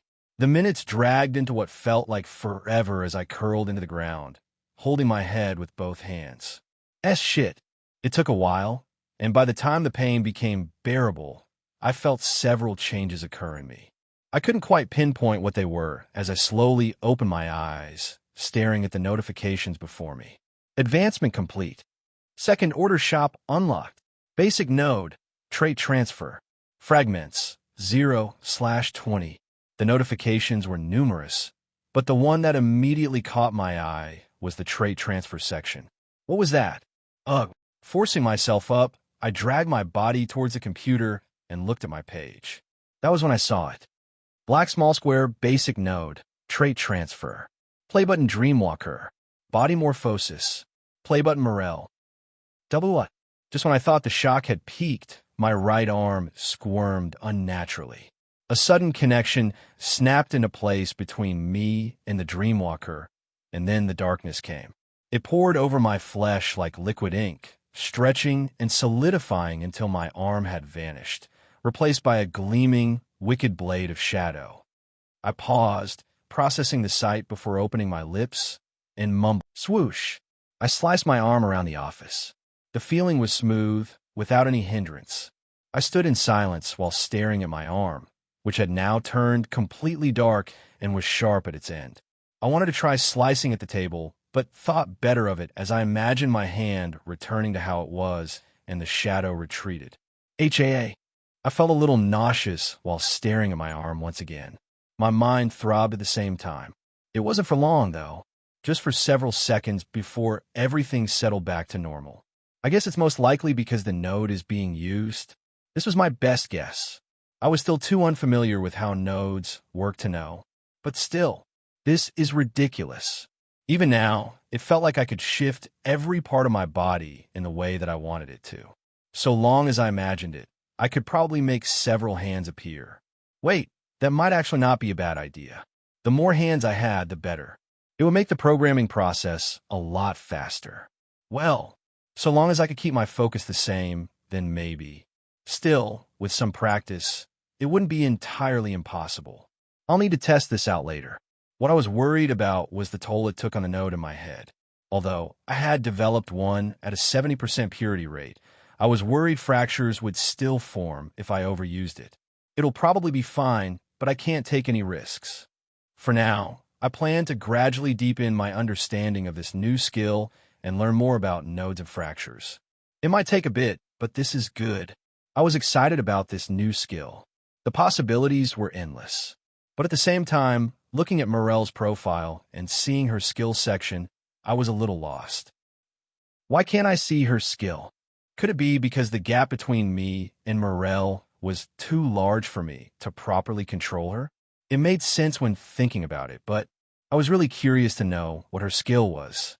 Eventually, my gaze fell on the painting where she was watching as she held the bag of chips above her, waving it in the air while tilting her head left and right, tried her best to see if there were any chips left. Dragging her finger into the bag, she sucked on her finger. This little. I shook my head before checking my watch and turned to look behind me. It should be almost time to talk. Someone suddenly knocked on the door. Who is it? Who else would visit you? Oh, he had a point. No, but I hastily looked at Morel, who was still messing with the empty bag of chips. What are you doing? Can I come in? Shit. The doorknob twisted and my eyes widened. Without thinking, I rushed to the painting, brought it down, and the bag fell onto the floor as I flipped the painting over. Clank! The door opened right after as Kyle came in, his eyes pausing on me. What are you doing? He looked at me weirdly as I brushed my hair back while leaning on the wall with my other hand. Oh, nothing. Kyle's eyes narrowed, and my stomach sank. Did he figure something out? Why is he looking at me like that? Could it be? Are you starved for romance? Starved for romance? What is he talking about? First the sunglasses, and now this weird position. You must be dying to get a girlfriend. What sort of? That was when I realized it and looked at my current position. With one hand leaning on the wall and my body twisted to the door, it really did look like I was practicing some sort of weird move. Holy fuck. It took all of me to stop my face from changing. If you're here to spout nonsense, you can just leave. No, I'm good. Kyle glanced at the turned painting for a brief moment, mumbling something like, You even got a painting? You seriously think I don't see through you? I forced a smile. Think whatever you want. Anyways, Kyle sat on my desk, crossing his legs. There will be a section dinner soon. I was told to invite you since you now seem to be part of the guild. Section dinner? Can I? You can't skip it. What? Because I'm not allowing you to. Kyle hopped off the table, eventually moving towards the door again. You're too much of a loner. You're practically stuck in your office the entire time, and wherever someone sees you, they mistake you for some sort of ghost, given the dark circles beneath your eyes. Do you even sleep? Lately, yes. I managed to sleep an average of a whopping 5 hours these past few days. A record for me. Lately, Kyle covered his face. He looked really speechless. What? It's not that bad. Not bad. Kyle looked even more speechless as he opened his mouth to say something, but eventually closed it and shook his head. Whatever the case, you need to come to the dinner. It's in 2 hours, so don't be late. You need to interact with the others more, and there are several key pieces of information that'll be shared. Even if you're not an active member of the guild, you need to be there since it might be related to your general safety. I stared at Kyle, thinking of all sorts of excuses to reject the invitation. However, after a while, I gave up.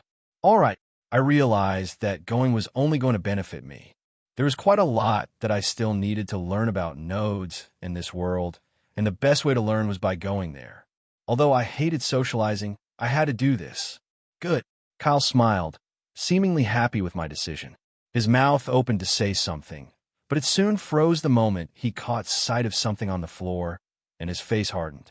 Hastily looking back, he moved out of the room and closed the door.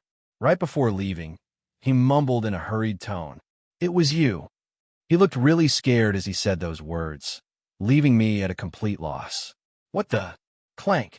The door closed right after, and I could only stare numbly at the door. Looking around, my eyes eventually fell on the chips on the floor, and realization dawned on me. All right, I almost forgot about that. I shook my head and started toward the empty bag. But just before I could reach it, the world around me seemed to suddenly freeze. Flick! The light above snapped off, and in an instant, I was swallowed by darkness. Click!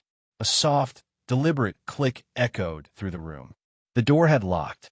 Then, the air shifted, the temperature plummeted, and I began to shiver uncontrollably. A creeping dread coiled deep in my chest, spreading like ice through my veins. Until, zero, a massive, blood-red zero, seared itself onto the wall. My body froze. Crack. The silence was shattered. The wall began to split, jagged lines tearing across its surface. Pieces crumbled and fell away, revealing a growing hole. And through it, I saw something eerily familiar. A theater, an opera-style theater, completely abandoned. A grand stage loomed in the distance, cloaked in shadows. I stared, breath caught in my throat, as the all-too-familiar stage presented itself before my very eyes. But then, I closed my eyes and checked the time. I sighed. The theater was empty. From the fine red seats lined in velvet, to the grand balconies that arched above, and the stage looming in the distance. Everything was silent. The lights were off, casting the entire theater in a murky darkness. A biting cold lingered in the air, as if the room itself had been abandoned for years, and yet, it felt as though thousands of eyes were staring right at me. My entire body tensed at the sensation. However, I didn't let it show.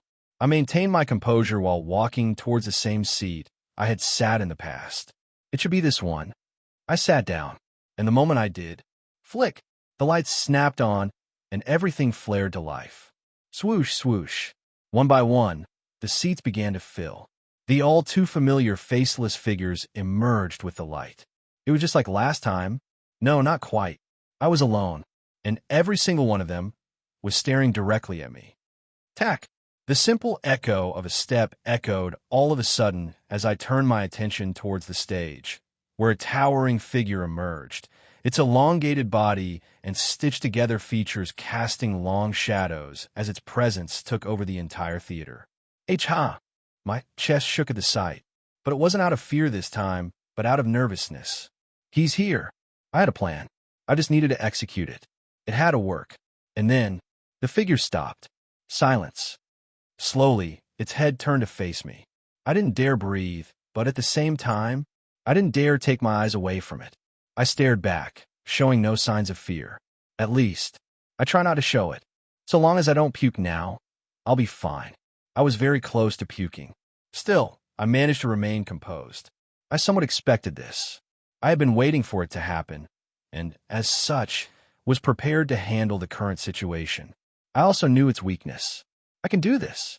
My fist silently clenched. And then, a grotesque, tearing noise echoed through the theater as the stitches on the conductor's face split apart, forcing its mouth open in a dreadful, unnatural grimace. I've been waiting. Every part of me shivered the moment its voice reached my ears. It was almost like a whisper, a cold whisper. My lips pressed together tightly as I held onto the armrest of the chair. Your earlier performance was, I must say, perfectly adequate. You've revealed something rather intriguing, and I found our collaboration unexpectedly delightful. Is that so? I forced a smile. I also found the purr. But the conductor cut me off before I could speak. Its voice was now colder, drier. That does not take away from what you previously stated. You said my music was trash. I cannot accept that. Every hair on my body rose the moment the conductor spoke. This situation, it's not good, but that's fine. The conductor slowly turned towards the seats that were nearly arranged on the stage, its hand raising to display the baton. Then, gradually stopping in the air, the conductor paused. The silence stretched. Since you've shown me the complete piece, it is now my turn to reciprocate. I will now display to you the very same piece you displayed to me. Its hand moved down and, wham! The stage lights flared to life, illuminating several figures now seated gracefully in the chairs by the stage, almost as if popping from out of thin air. Holding onto several instruments, they stared straight in my direction. Oh no, I could see where this was going. That was when I knew that I had to act. It was now or never. As expected, you're mediocre. I didn't even finish the sentence before one of the faceless figures in the front row reached out and grabbed my throat. Its cold, lifeless hand tightened, lifting me off the seat. My vision blurred as the pressure on my windpipe cut off air. Ryup! With a sickening rip, its mouth pulled apart, and the conductor's voice echoed. What did you say? Time froze. The entire world seemed to hang still as the figure's blank face stared through me. I gasped for breath, my lungs burning. I could only hang suspended in the air as the faceless figure before me stared right through me. Then, barely managing to speak, I continued, "You're mediocre, ugh." The grip over my throat tightened, forcing the remaining air out of my lungs as the surroundings started to tremble. Rattle, rattle. Everything rattled, and so did I. I couldn't stop. I had to keep speaking. I need to thing I've already seen? Just barely managing to get my words out, the rattling paused, and the grip over my throat lessened. I took a big gulp of air and continued to speak. I couldn't let this chance go to waste. Are you trying to tell me that you're better than me? Someone who does this for a living versus a mere game developer? I almost laughed. No, I did laugh. It's how laughable. The figure's hand tightened again, but not enough to cut me off completely. I had to keep going. If you're attempting to reciprocate by presenting something I've already performed, doesn't that suggest you consider yourself beneath what I've played? If this wasn't the case, why would he stick to the same music? The conductor could be showing me something else, something far more superior. And yet, you're still hung up about my performance. Rattle, rattle. The rattling around intensified. The curtains swayed, the balconies shook, and the seats rocked back and forth. This right here, things were flowing in the same way that I wanted them to from the start. I could feel it now, that crack in its facade. The power shift was subtle, but I could see it in the way the rattling around grew more intense. Knowing the conductor's weakness, I directly pressed its buttons. Almost just a little bit more. But this wasn't enough. You feel inferior to me. Rattle, rattle. You want to show me you aren't, but what will that achieve? You're trying to compete against someone who hardly knows anything about music. You were only perfect because of me. The conductor's voice dropped into a low growl, as if someone had ripped his throat out and he was forcing his voice out through whatever was left of his mangled throat. I'm the reason that you were perfect. Are you really? I smirked. I begged to differ. My fingers twitched, moving slowly toward the hand that still gripped my neck. I focused on the faceless figure, daring it to respond. You don't believe I could have played that piece without you, right? Of course. Then, how about we make a bet? A bet. I swallowed nervously while staring at the conductor. This was it. This was what I had been trying to achieve and had been planning since the start. Yes, a bet. I licked my lips, feeling the tension within my body rise to a level unlike it had ever hit before. Give me a piece of your choice. I took a small breath while turning my attention away from the faceless figure and towards the real conductor. Give it to me, and I'll show you an adequate performance to prove to you that I never needed you.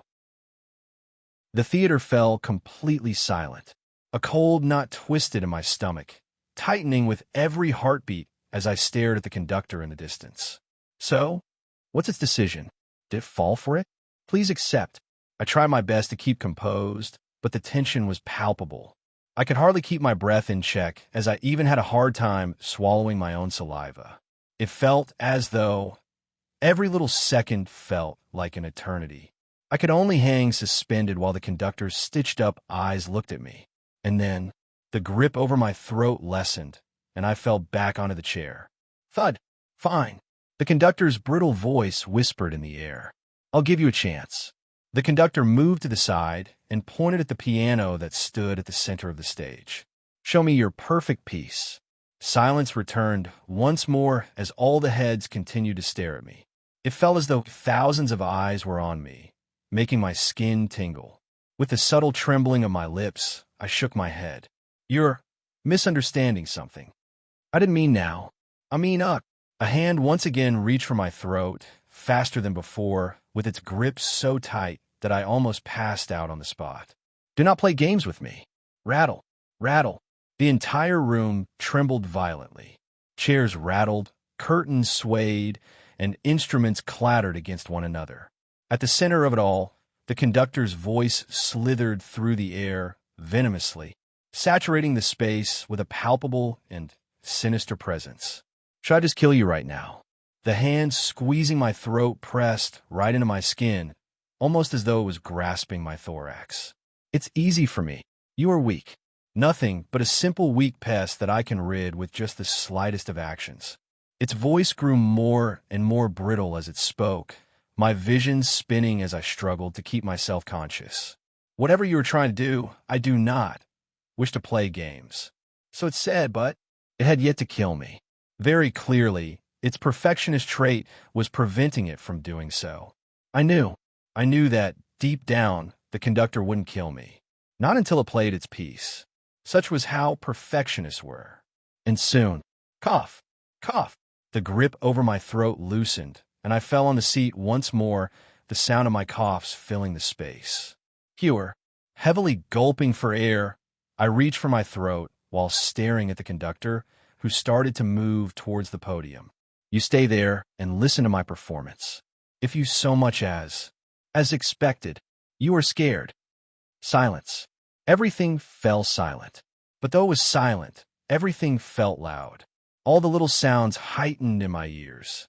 From the creaking of the chairs, the gentle swaying of the curtains, and the sound of my own heart. I could hear it all within the silence. And it felt loud. You're afraid that I prove you wrong. You know damn well, I am an amateur. It is unreasonable to expect me to play something perfectly without practice. That is why I ask you for time. Are you that afraid that I'll prove you wrong? What does it even cost you to accept? I took advantage of the conductor's silence to push all of the right buttons. Keeping a close eye on it, I gauged its reactions, from the silence to the subtle trembling of its body. Yes, I know you're affected. I know that you care. So take the bait. The conductor shook its head, slowly turning to face me once more. Take the fucking bait. Human are a sly one. Don't think I can't see through your intentions. Hearing its words, I grew tense. Though its eyes were crudely sewn shut, the way it stared at me made it feel as if it saw straight through my mind. And yet, its own flaw prevented it from doing anything about it. 1/2 a year, I mumbled. Give me 1/2 a year and I'll. 3 months. The conductor cut me off, its voice raspy. I'll give you 3 months. That's not enough time. Give me at least one more. 3 months is my limit. Leave it or take it. I opened my mouth to protest. 3 months? Although my goal the entire time had been to buy myself more time, 3 months was hardly enough time for me to think of a way to handle the conductor. I needed more time. This was not enough. But the moment the words were about to leave my throat, I stopped. Every hair on my body rose in that moment as the faceless figures around me drew nearer to me. Feeling their gazes, I realized this was truly the conductor's limit. There was no negotiating. Negotiating any further meant death. All right. As such, I could only accept its terms. That's good. The conductor moved towards the piano and retrieved a piece of paper before flicking it my way. Grabbing it, I looked at it to see that it was a music sheet. Learn this properly, and when the time comes, I'll expect you to play this piece perfectly. If you fail to impress me, then... Slowly, the conductor's mouth twisted into a grotesque smile, the torn edges of its lips sagging slightly as its eyes fell on the faceless figures around. You'll become a permanent piece of my audience. My thoughts numbed upon hearing its condition. Become a permanent part of its audience? That. I looked towards the faceless figures around and almost felt like screaming. Imagining myself becoming one of them, I almost felt like screaming. What sort of hell was this? However, there was no going back. The decision was set. So, and as the conductor looked at me, I managed to force a few words out. What about me? What'd I get if I win?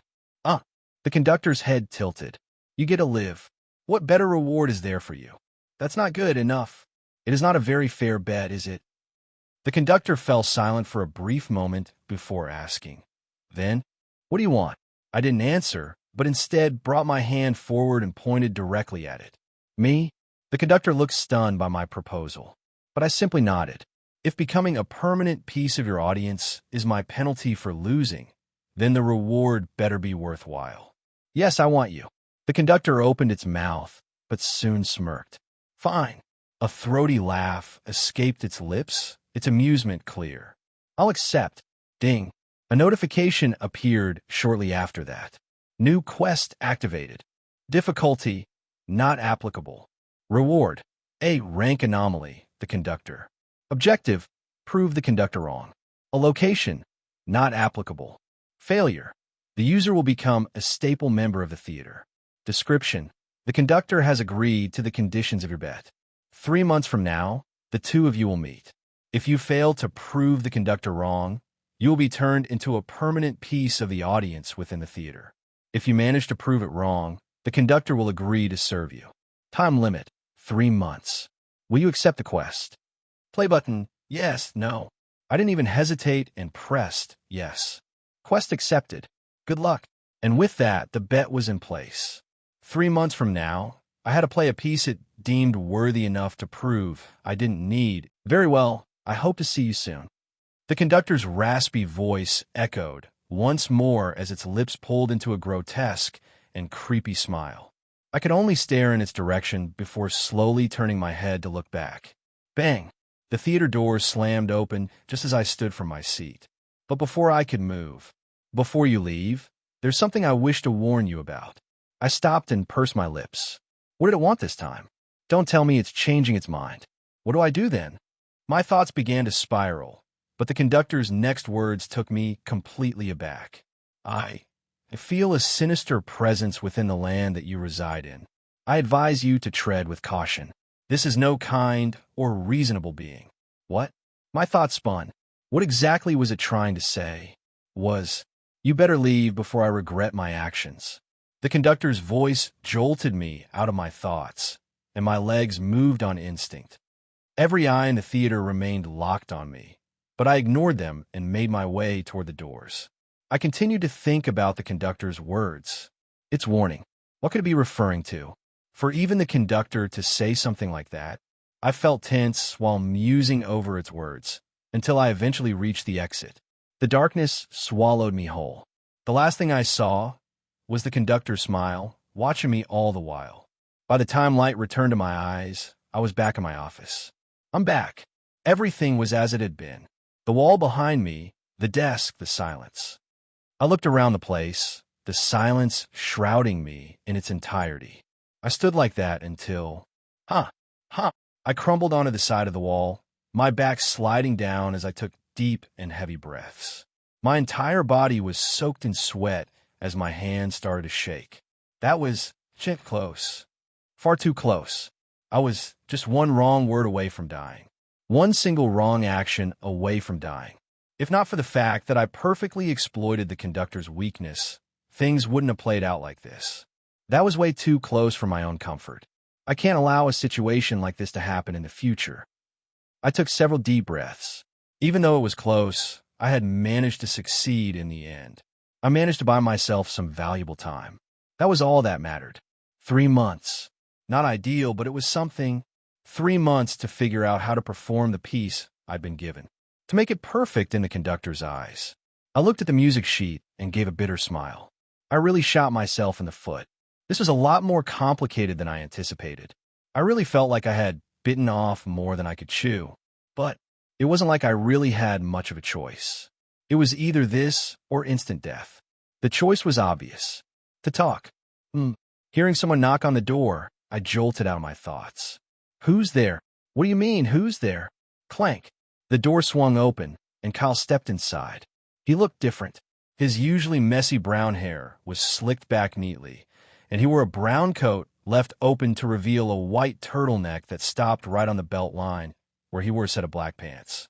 All in all, he looked stylish. Stylish? Him. I had to do a double take to make sure I wasn't seeing things. However, I really wasn't. Are you going on a date? What date? You. Kyle paused before covering his face. Don't tell me you forgot. I literally talked it over to you a couple of hours ago. A couple of hours ago? What the hell? I immediately checked my watch and was startled to see that 2 hours had indeed passed since I last met Kyle. but that made no sense. I was with the conductor for only a few minutes. Unless the time in the theater is different. Wait, why are you so sweaty anyway? Were you exercising? Huh? Oh, right. The sweat. How can I explain this? Well, exercise worked, I guess. Yeah, I was. At this time? Seriously? And you, of all people, are actually exercising. The disbelief on his face was as clear as it could be. And that kind of hurt. Oh, whatever. Just get changed. You have 5 minutes before. Hey, Kyle, are you in here? A voice called, and a head poked through the door. Her eyes immediately fell on Kyle, and then me. She nodded slightly, but then looked at Kyle. I sighed in relief when I saw that. Looks like she doesn't hate me anymore. I felt relieved knowing that. Saved me a lot of trouble. However, right before she could even get her words out, her eyes paused toward a certain area. I could have sworn, for the briefest second, I saw something impossible.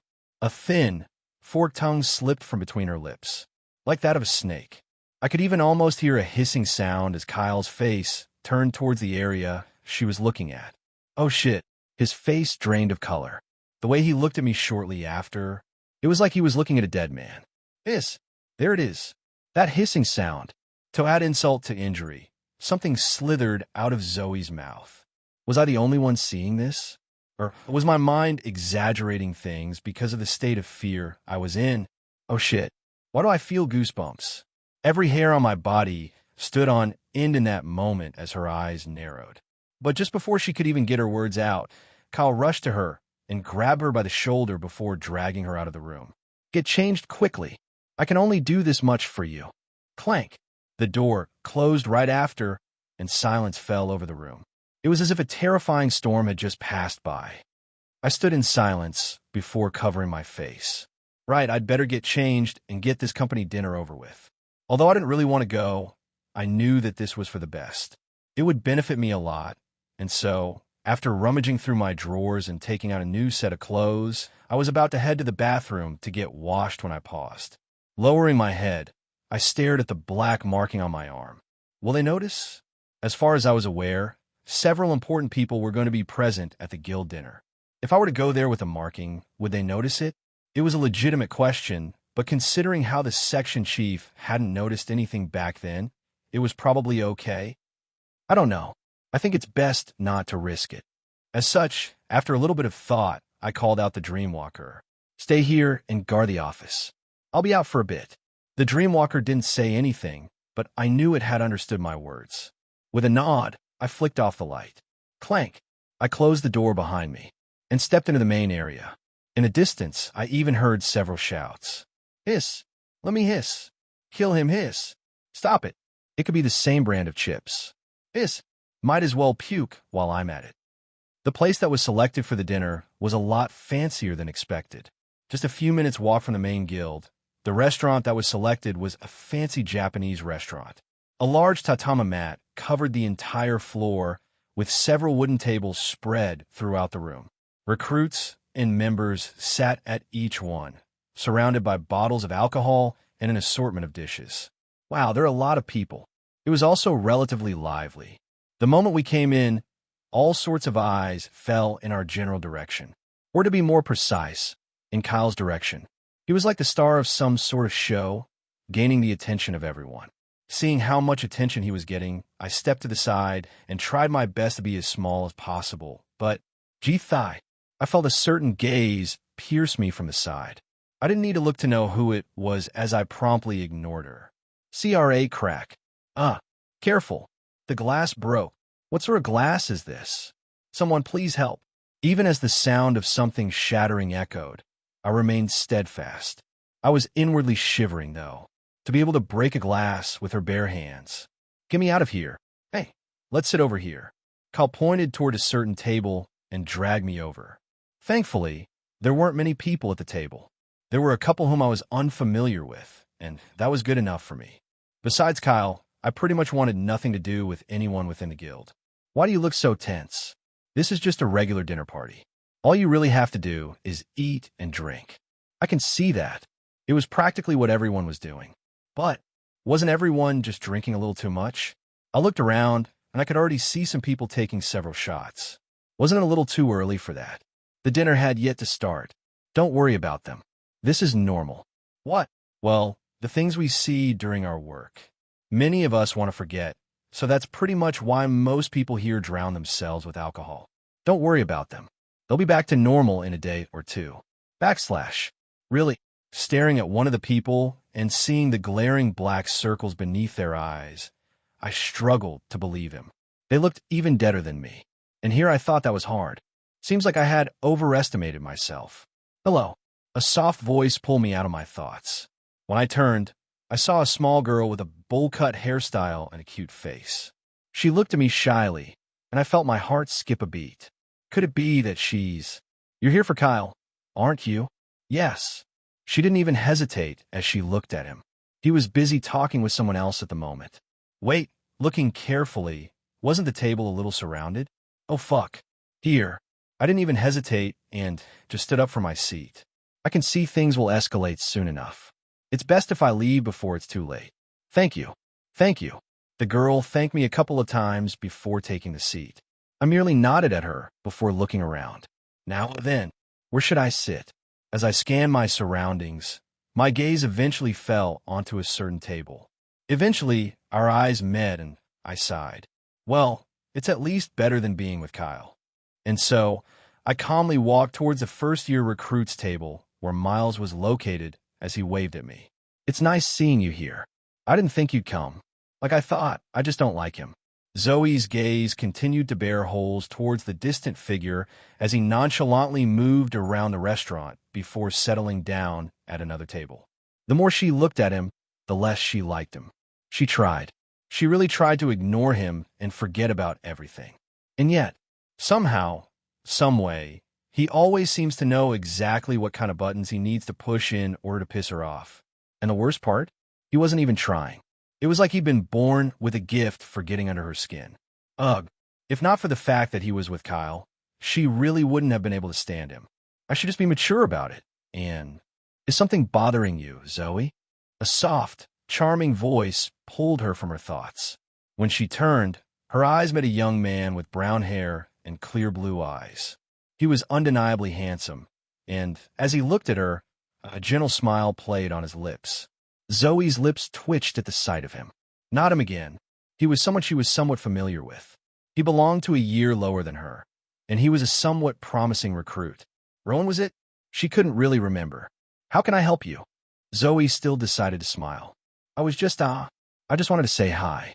You kind of looked lost in thought there. Did that guy perhaps annoy you? Rowan's gaze fell on the distant Seth as he laughed. You were kind of glaring at him the entire time. Ah, yeah. Zoe scratched the back of her head. Was she that obvious? What did he do? It's rare to see you angry. It's nothing. Zoe dismissed him with her hand. Just some petty stuff. Is that so? Despite her words, he didn't really let go of the topic. I've never seen him before.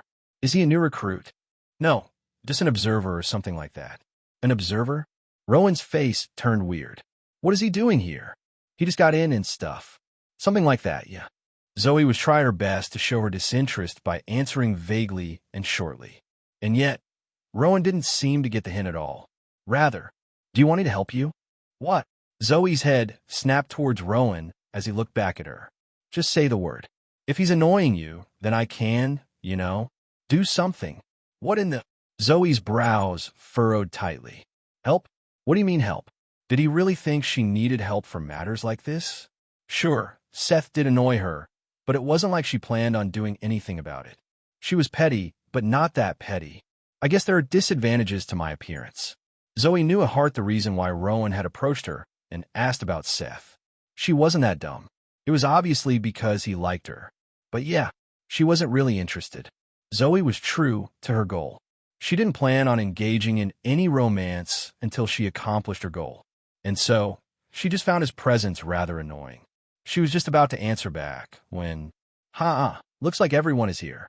The door of the room opened, and the section chief entered. Alongside him were the other team leaders of the containment sector. Immediately, the room fell silent as all eyes fell on them. This was the first time that they had seen all team leaders present, alongside the section chief. This wasn't going to be a regular dinner, was it? The moment the section chief and the team leaders entered the room, the mood within the restaurant changed. It turned a lot more somber and serious. And this was in spite of the relaxed expression on the section chief's face. What? Why is everyone looking so gloomy? Come on, they're not that terrifying. He looked back to the other team leaders and cocked his head. On second thought, he pursed his lips. Just a little. Not too much, though. Air. You know what? I guess they're a little terrifying. Ugly, too. The section chief flicked his head away, ignoring the sudden wave of glares directed his way. Well, leaving that aside, please do enjoy your dinner. We're not here to spoil it yet. Yet? What did that mean? Have fun. If you have any questions, ask them later. Let's have our moment, too. And with that, the team leaders, alongside the section chief, headed toward a certain table by the far end of the room. All eyes were focused on them as they moved. From that point, the atmosphere changed as the previous carefreeness of the place seemed to be gone. In its place, people started to speak with lower voices and the drinking toned down. What's going on? I turned to the only figure I could turn to. Mile No Rat. Yes, Rat seemed to be a more fitting name for him. Oh, well, I'm not too sure myself. The rat answered while scratching the back of his head and showing his usual dimples. I've only been here for a little bit. I'm not particularly familiar with the situation, and I've only seen our team leader like once. Your team leader? Yeah, her. Miles nudged toward the distant table, subtly pointing out a woman with short black hair and dark eyes. At first glance, she looked completely laid back, a packet of cigarettes neatly tucked in her breast pocket as she leaned back on both hands. Some sort of conversation was going on there, but she didn't look at all interested. She's your team leader? She looked kind of young. Well, at least early 30s. Yeah, apparently. Word is she was one of the fastest in the guild to make team leader. Supposedly, she's incredibly good at her job. Some even say she's the next in line to be the section chief once he retires or kicks the bucket. I blinked slowly. Kick the bucket? Yeah. The rat sliced his finger across his neck. Like that. Oh, that was a bit. It is what it is. This is how it usually works in this line of work. You never know who might die.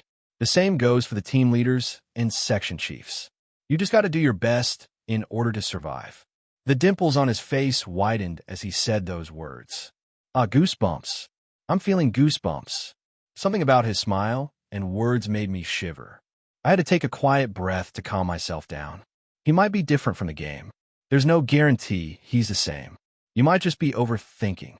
Of course, just because it was possible that I was overthinking, it didn't mean that I was going to let my guard down. It was for that reason that I decided to call him Rat inside my mind. It was to serve as a reminder of what he could be. Either way, I think I might know what this could be about. You do? No, wait. Thinking about it, I probably knew as well. The two of us had talked about it not too long ago. You probably know it too, actually. As expected, it was that.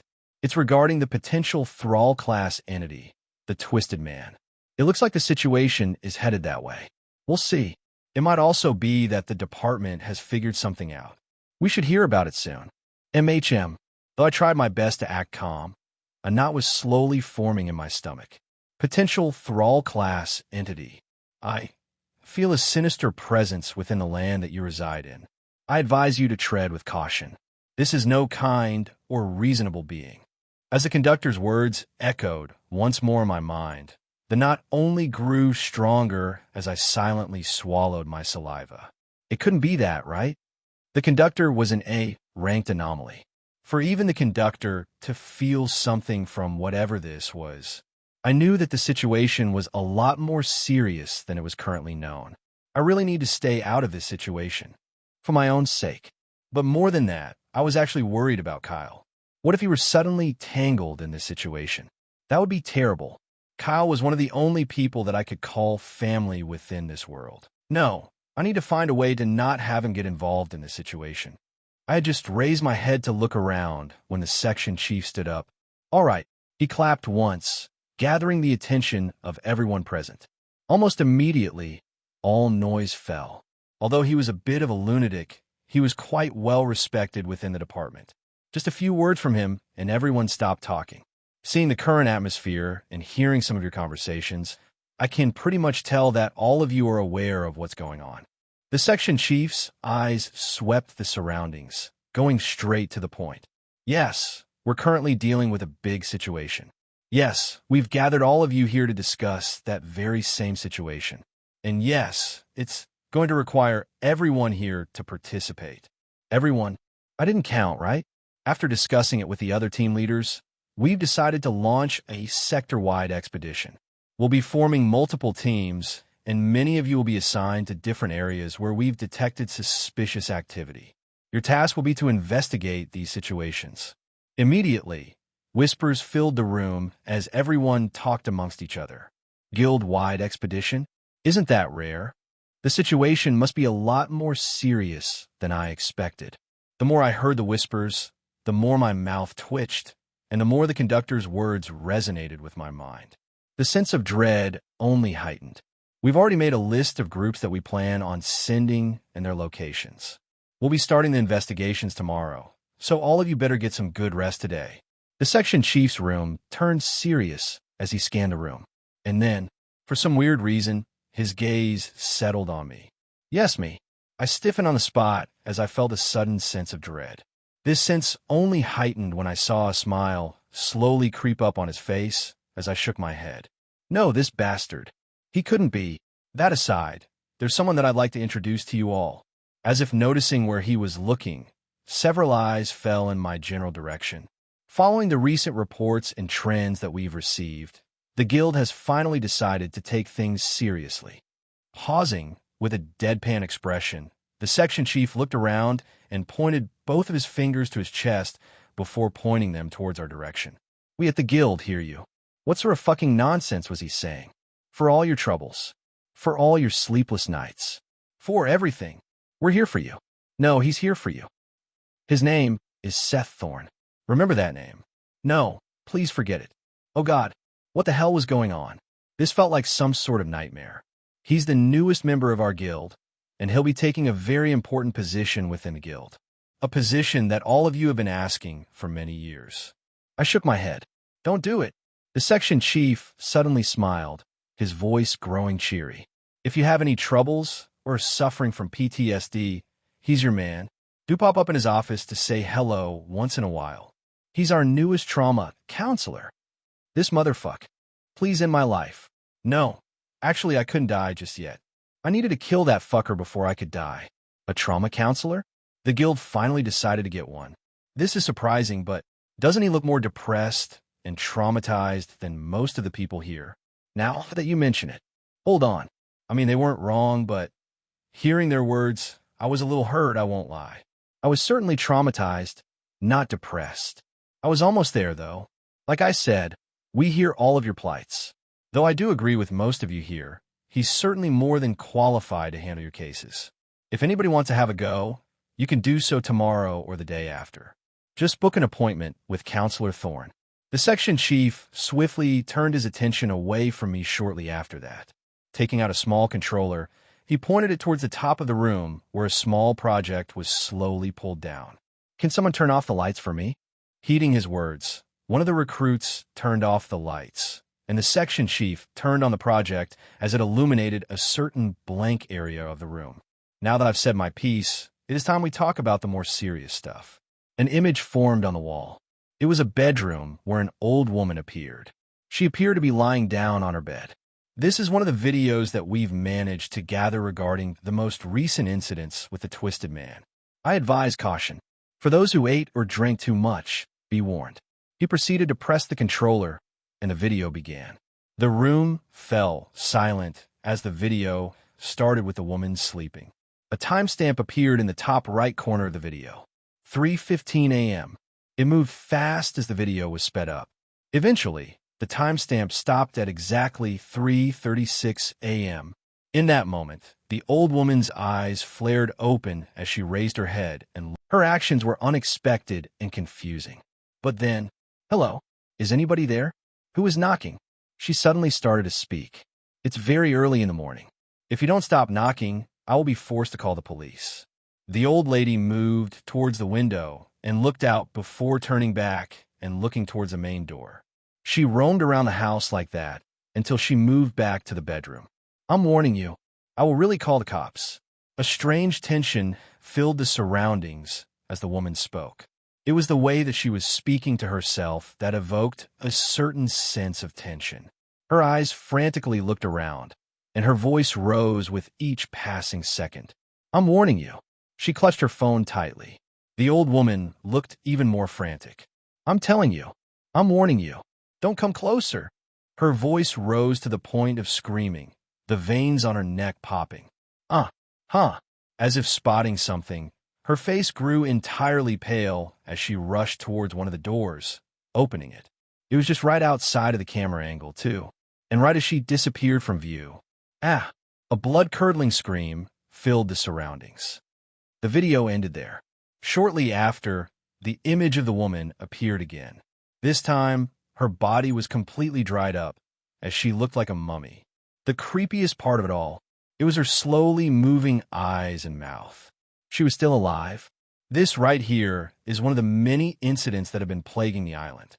We call this certain anomaly the Twisted Man, and we deem it to be at around Malah's class, with the potential to be Thrall.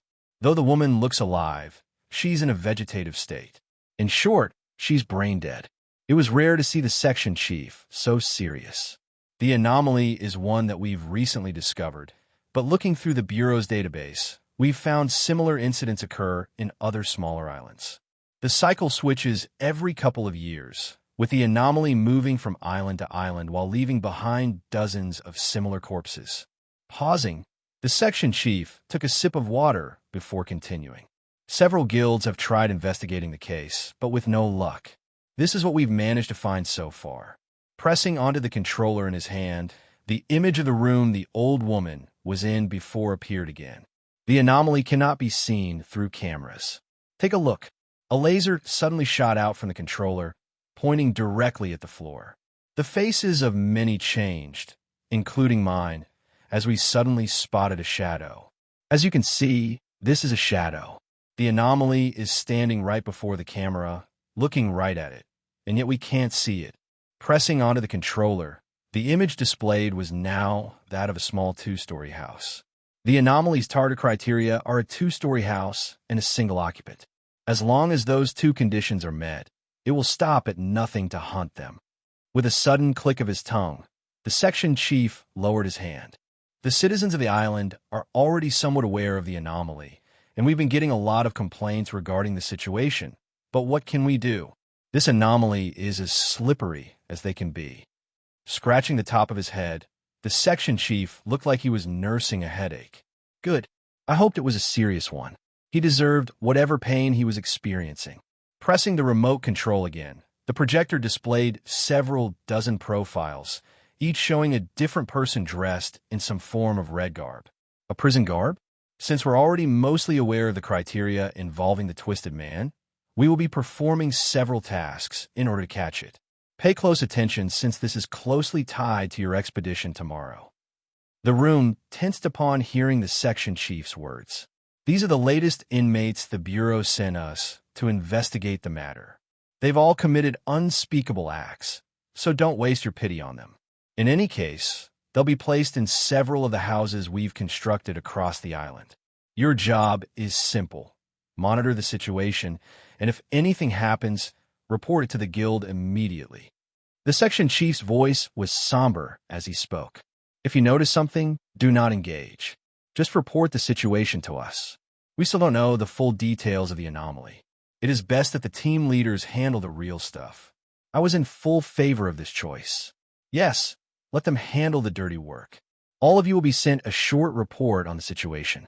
I want you all to look over it tonight before going on the expedition tomorrow. It is important that you look over it, since it might just save your life. Ding, ding, ding. Just as the section chief's voice faded, the unanimous sound of phones ringing echoed throughout the room. Taking out my phone, I looked at the file on my phone. twistedman.docs. I almost pressed on the file before pausing. No, wait. Why did I receive this, too? What? Your team is listed right below the document. So if you've received one, it means that you've been assigned to a team. If you can get to know your team, so that tomorrow you will avoid unnecessary troubles. Pulling the remote controller away, the section chief suddenly smiled. And with that, I'm done. I wish all of you the best of luck. I looked at him before looking back at my phone. And then, staring at the team assigned to me, I dropped my phone. Might as well just kill me already. What is the point in keeping me alive? I cover my mouth while trying my best to keep my tears in check. But looking at my phone again and seeing the team leader's name, I felt tears pulled down in my eyes. Group leader, Zoe Turlin. At this point, I knew this was no coincidence. It was on purpose. This makes no sense. Of all teams, I'm with her? No. At this point, this felt like some sort of sabotage. Oh, you're with the support team? The rat said as he peeked his head over to see my phone. He was a little too close for my own comfort, but I bit the bullet and pretended like I was fine. I'm in the support team? Me? He proceeded to point at the line of text right above the group leader's name. See? It says support team. Now that you mention it, it really did say that. But what exactly was this support team? Seems like things will be a little rough for you. The rat looked at me with pity. What does? Why was he looking at me like that? I suddenly didn't feel so good. I'm not too familiar with it myself, but as far as I know, the support team handles any issues that guild members might face. So if someone gets injured or is dealing with mental health problems, it's usually your responsibility to take care of it. Oh, and it also looks like our team is one of the teams that you will be supporting. Huh, our team? I lowered my eyes to stare at the list of names beneath the group leaders, and my stomach churned. Fuck, his name is really there. I wanted to throw the phone away and curse the one who made the teams. How can coincide? Well, I'm not really surprised we're in the same team. After all, those of the support team usually take care of several teams at once. So, although it says that you're with our team, you're actually with multiple. Was this really the case? Looking down, it really did seem like it as I realized that I was looking at the layout wrong. If that's true, then does that mean I'll have to go all over the place? More or less. At least that's what the support team usually does. Well, you go whenever they call you. The dimples on the rat's face became more pronounced. He was enjoying this situation, wasn't he? My fingers started to twitch. I was really itching to test my new ability. Has everyone seen their groups? Clapping his hands to recapture everyone's attention, the section chief raised one hand high. If anybody has any questions or complaints, please raise your hand. I raised my hand. I was the only one to do so. I stood out. And, good. It looks like nobody has any questions or complaints. This will be all from me and the team leaders today. I hope to see you all tomorrow morning. I do advise all of you to get some good sleep. It'll be a long couple of days. As he said this, the section chief grabbed one of the bottles on his table and waved his hand in our direction before suddenly leaving. The team leaders followed right after. I lower my hand and cover my face. Someday, I'll definitely traumatize him. My fingers twitched. I'll make that bastard scream to the point where he'll pass out if that is the last thing I'll do. The tatami door slid shut behind him as the section chief stepped out. That was tiring. I guess I'll get some sleep after drinking a bit. He had the bottle in his hands and smacked his lips. Following behind him were the other team leaders. Just as the door shut, a tall man with a short beard, bushy brows, and graying hair stepped closer to the section chief, his deep voice resounding through. Why'd you do that? The section chief looked back and looked at the team leader innocently. Do what? Cut the nonsense. Why'd you ignore that kid when he raised his hand? I also caught you staring at him a couple of times. Is something going on? Oh, that kid. The section chief's face fell a little. It's nothing big. He's just someone I'm trying to get to quit. Quit. It's a bit of a complicated story, but he's essentially here because of Kyle. He's a friend of his and spends most of his time in the office making games. He was also the kid who found a recent gate in the museum. Because of that, the guild decided to give him a base salary and some benefits. That really happened. The man raised his brow. As a team leader, he was aware of most of the things happening in the department, but this was the first time he had heard of something like this. He had been rather busy the past few days. Yeah, it happened. And he's now getting some form of base salary that will go on for practically forever. Don't you think that's a massive waste on our budget? You're right. The team leader nodded quietly. That does indeed sound like a waste of our budget. You know how important money is for our department. Though this may not be much, it can still add up, which is why I'm trying to get him to quit. MHM. That sounds reasonable. Right. Fiddling with the drink in his hand, the section chief looked towards the other team leaders. I've got to go now, but enjoy your night, you all. I'll go enjoy my drink. He raised the bottle in his hand and excused himself. As he turned away, his lips curled ever so slightly, and in a voice meant for no one but himself, he murmured, as if I'm handing that guy over to any of you. Although his actions were a little mean-spirited, the section chief wasn't worried about Seth quitting. It'd be a pity if he did, but he had seen people like him in the past. They were rare, but they existed. Psychopaths. That's Seth. He was one such psychopath. He was made for stuff like this. The weather was cold. Coming out of the restaurant, I tried to look for Kyle, but the moment I spotted him, I gave up on all thoughts of approaching him. He sure is busy. He was currently surrounded on all sides. Not wanting to interact with them or gain any more attention, I turned my attention away. I guess I'll head to the dorms by myself. This wasn't really an issue since the dorms were quite close. Holding onto his jacket and zipping it up, I began to move to the dorms. However, just as I moved, I stopped and looked behind. Another group appeared not far from where I was. They were all laughing and chatting together as they headed out of the restaurant. Staring at them, my eyes fell on a certain individual with brown hair and blue eyes. He was relatively short and looked quite handsome. Even his smile was quite nice. How strange. I scratched the side of my neck. For a moment, I thought someone was watching me. Maybe I'm being too paranoid.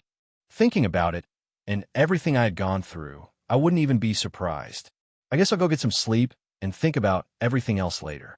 I really was tired. Turning around, I made my way towards the dorms. However, right as I made up my mind, my steps paused. I was suddenly reminded of the scene prior, the one involving Zoe, and sighed. Right, I should do that. I was indeed at fault in that scenario. Not only that, but I also needed to get more snacks to feed Morel. I could imagine what would happen if I didn't feed her. Making up my mind, I headed towards the nearest convenience store. Hopefully it's still open. Several of the more prominent recruits were held back by the end of the dinner, mainly because others wanted to talk to them, and mainly because some wanted to build connections. Kyle and Zoe were the most obvious targets within the department. Not only were the two extremely talented, but they also had the highest chances of becoming the next team leaders. Rowan stayed behind for this reason. That, and the fact that he liked Zoe. It was just a pity that she didn't really show much interest in that regard, but Rowan was fine with that. He was a patient man. Wow, I can't seem to catch a break. Same. It was late at night when most of the people had left, and there were only a few people left. Kyle and Zoe both looked rather tired. I'm faring a bit better than both of you, huh? As Rowan laughed, Kyle smiled at him. Don't worry, you'll get to that point eventually. You're quite talented, so I can see that you'll eventually be in a similar situation. You should get ready for when the time happens. I'm not so sure I'd like that. Rowan scratched the back of his head while he looked at Zoe. She seemed to be looking for someone. What do you think? Rowan addressed her, his smile pure and gentle. Huh? Think what? Snapping out of it, Zoe looked at Rowan. I wasn't paying attention. What did you say? Rowan wasn't at all mad and explained slowly. It's nothing really. Kyle said that I'm soon going to be suffering like the two of you. You are. Zoe looked at him weirdly before shrugging. Maybe? I don't really know. If you're good, I guess. Zoe's replies were quite short and disinterested. Not really too different from how she usually was with most people. Rowan didn't mind it. He liked her indifference. By the way, where did Seth go? But at that moment, his focus shattered, and his ears perked up. Why did she bring that guy up again? Kyle's face, on the other hand, grew a little tense. Huh? Seth? Are there any other Seths? Oh, I don't really know. Kyle looked away, and Zoe's eyes narrowed. You definitely know where that bastard went. No. Why's your voice so high? Kyle winced as he stepped back. On the other hand, Zoe's eyes turned even more predatory as she looked at him. I swear, if you don't tell me where he is, I'll make sure to strangle both of you at the same time. He really annoyed you, huh? Unable to remain passive, Rowan suddenly spoke. His face was still gentle, his eyes never leaving Zoe. This was a new side of her he had never seen. He quite liked it. Annoyed, Zoe spared him a glance before lowering her hands. Eventually, she sighed while clicking her tongue at Kyle. More or less. Rowan smiled. I see. That's all he really needed to hear. Shortly after, everyone began to split, all heading towards their own dorms. All with the exception of Rowan, who headed back to the guild. So she really doesn't like him. Taking the elevator that brought him to the lowest floor, he came out and headed back to the offices. There were a few people still present, but it was mostly empty, with most of the people present practically half asleep. Rowan's gaze moved around the room before eventually settling on a certain room. That should be his office, right? Yes, it should be. He remembered that room being some sort of old basement. Quickly glancing around, Rowan made his way towards the office and lowered his body slightly to stare at the keyhole. No security, huh? He quickly smiled before shaking his head. Of course, there was no security. This Seth was merely just a regular human. Rowan wasn't really planning on doing too much. He just wanted to teach him a little lesson. This would probably be enough to satisfy Zoe. And then maybe, click, with a single flick of his hand, a key formed, and he used it to unlock the door. As someone who specialized in the conceptualization decree, this was nothing. Opening the door, Rowan stepped into the office and closed the door behind him. Let's see. He took out his phone, turned on the flashlight, and lit up the area ahead. He could have turned on the room lights, but he wasn't planning on staying for long. He didn't want to make it look like someone was inside from the outside. The office was quite small, and there didn't seem to be much in it. That should be his desk, right? Spotting the desk, Rowan was just about to head there when he paused. Turning his head, his gaze fell on what looked like a painting. He wasn't quite sure since it was turned. Does he like art? Curious, he moved towards the painting and turned it over. What sort of painting is this? Rowan narrowed his eyes at the painting. It wasn't bad, depicting a girl dressed in white as she stood at the center, clutching an umbrella that obscured her face. He really paid for something like this? Rowan shook his head as he blinked his eyes. But just as he did, his brow rose. I swear the little girl was just a little bit further back. Am I seeing wrong? Rowan moved his face closer to the painting. However, after a while, he shook his head and laughed. I guess I'm just tired. It's also strangely cold. He didn't really notice it before, but the room was quite cold. It was also extremely quiet. For some reason, he felt his body tense. Flick! All of a sudden, the lights of the room flicked up, and his head snapped towards the switch. What the? As the light covered the entire room, Rowan looked up. Are the lights broken or something? Or, flick! The lights switched off as fast as they switched on. Once again, the darkness took over. For some reason, his body tensed. A cold shiver ran down his spine.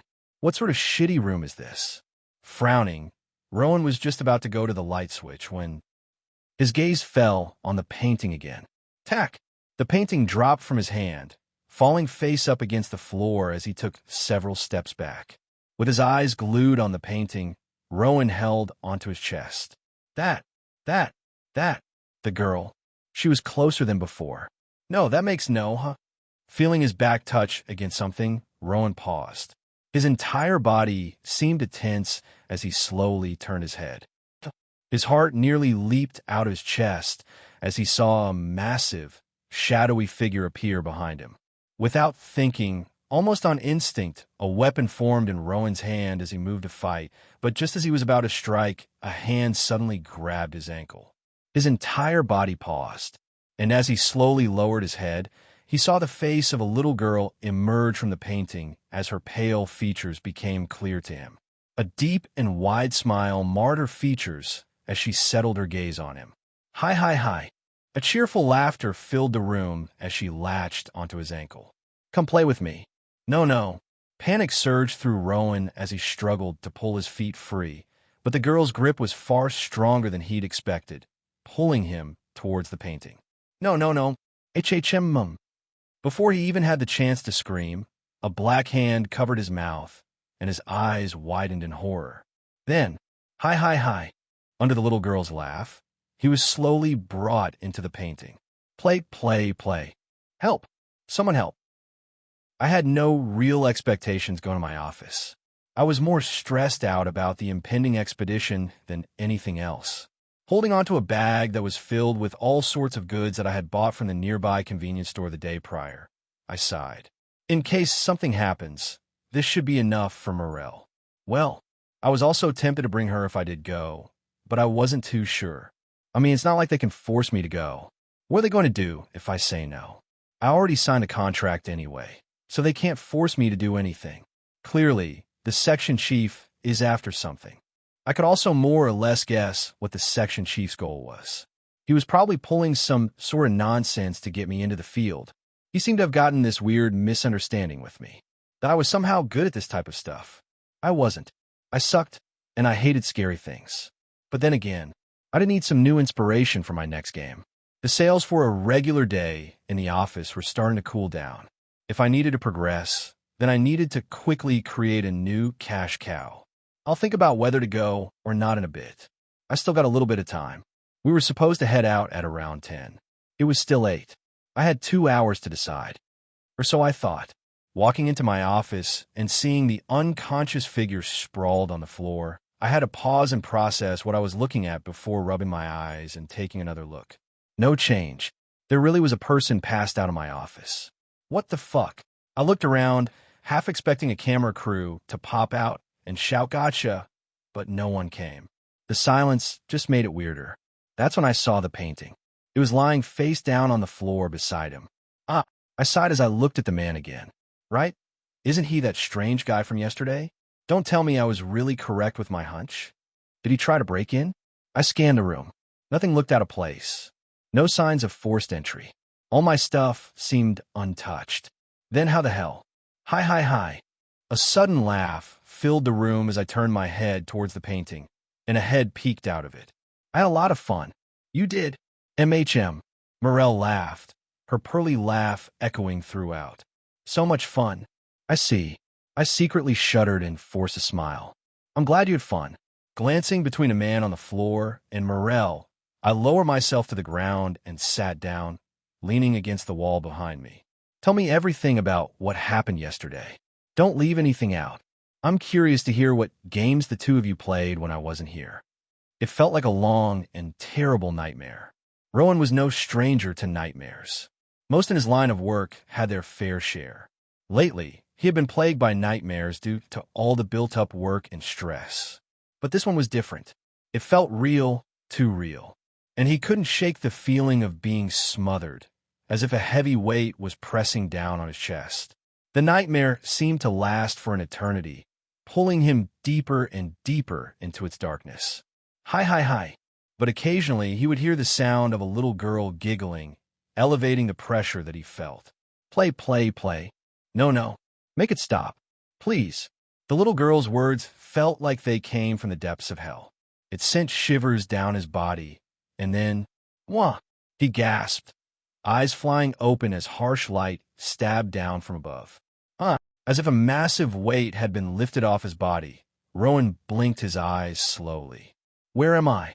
His head throbbed, and he had little recollection of what had happened. That was until, you're awake. Rowan's head flicked towards the voice, and his expression changed when he saw a pair of dead eyes looking at him. You what? Memories came rushing back. The painting, the girl, the laughter, the shadowy creature. Rowan stumbled upright, his legs shaking just as much as his voice. This, he couldn't form the words, his entire mind still consumed by the sheer terror that he had felt the day prior. But it was amidst his struggle that he heard the voice again. You reek of alcohol. His voice was flat and unamused. I won't ask why you were in my office, but I presume it's because you were drunk. At least, I hope that's the case. Alcohol? Drunk? He had hardly drunk at all the previous night. No, he did drink, but he was used to drinking this much. It wasn't anything he couldn't handle. Rowan slowly turned his head to look at Seth. No, it wasn't. Take a seat. Seth's voice was firm as he spoke. For a moment, Rowan almost sat down. There was something about the voice that made him want to listen to it.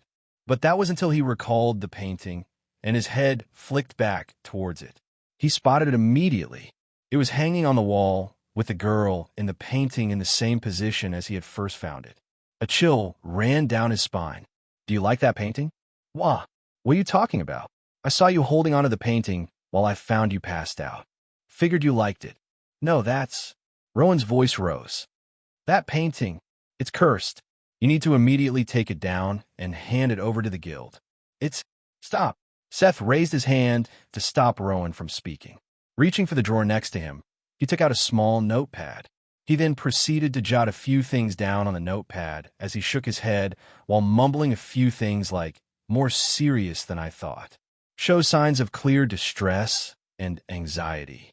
This is worse than I expected." What in the world was he doing? Rowan frowned, his chest starting to simmer. But before he could say more, the man set the notepad aside and pulled out his phone. "I figured someone would show up after what the section chief did yesterday," he said, placing the phone on the desk. "Didn't think it'd be this fast." He tapped the screen. "Well, I guess that we can get started since you're already here." "Started? Get what started?" Rowan's anger was about to reach a tipping point when the speakers of the phone came to life and a certain tune began to play in the air. It was soft and melodious, even hypnotic. All of a sudden, Rowan felt his mind go blank at the sound of the music, and the anger that had been simmering inside of him vanished. Across from him, Seth leaned back in his chair, legs crossed. "Well then," he spoke softly, those lifeless eyes of his fixed on him. "Shall we begin your trauma counseling?" Rowan groggily closed his eyes before snapping into clarity a moment after. "What are you talking about? I don't need any count. That's what they all say."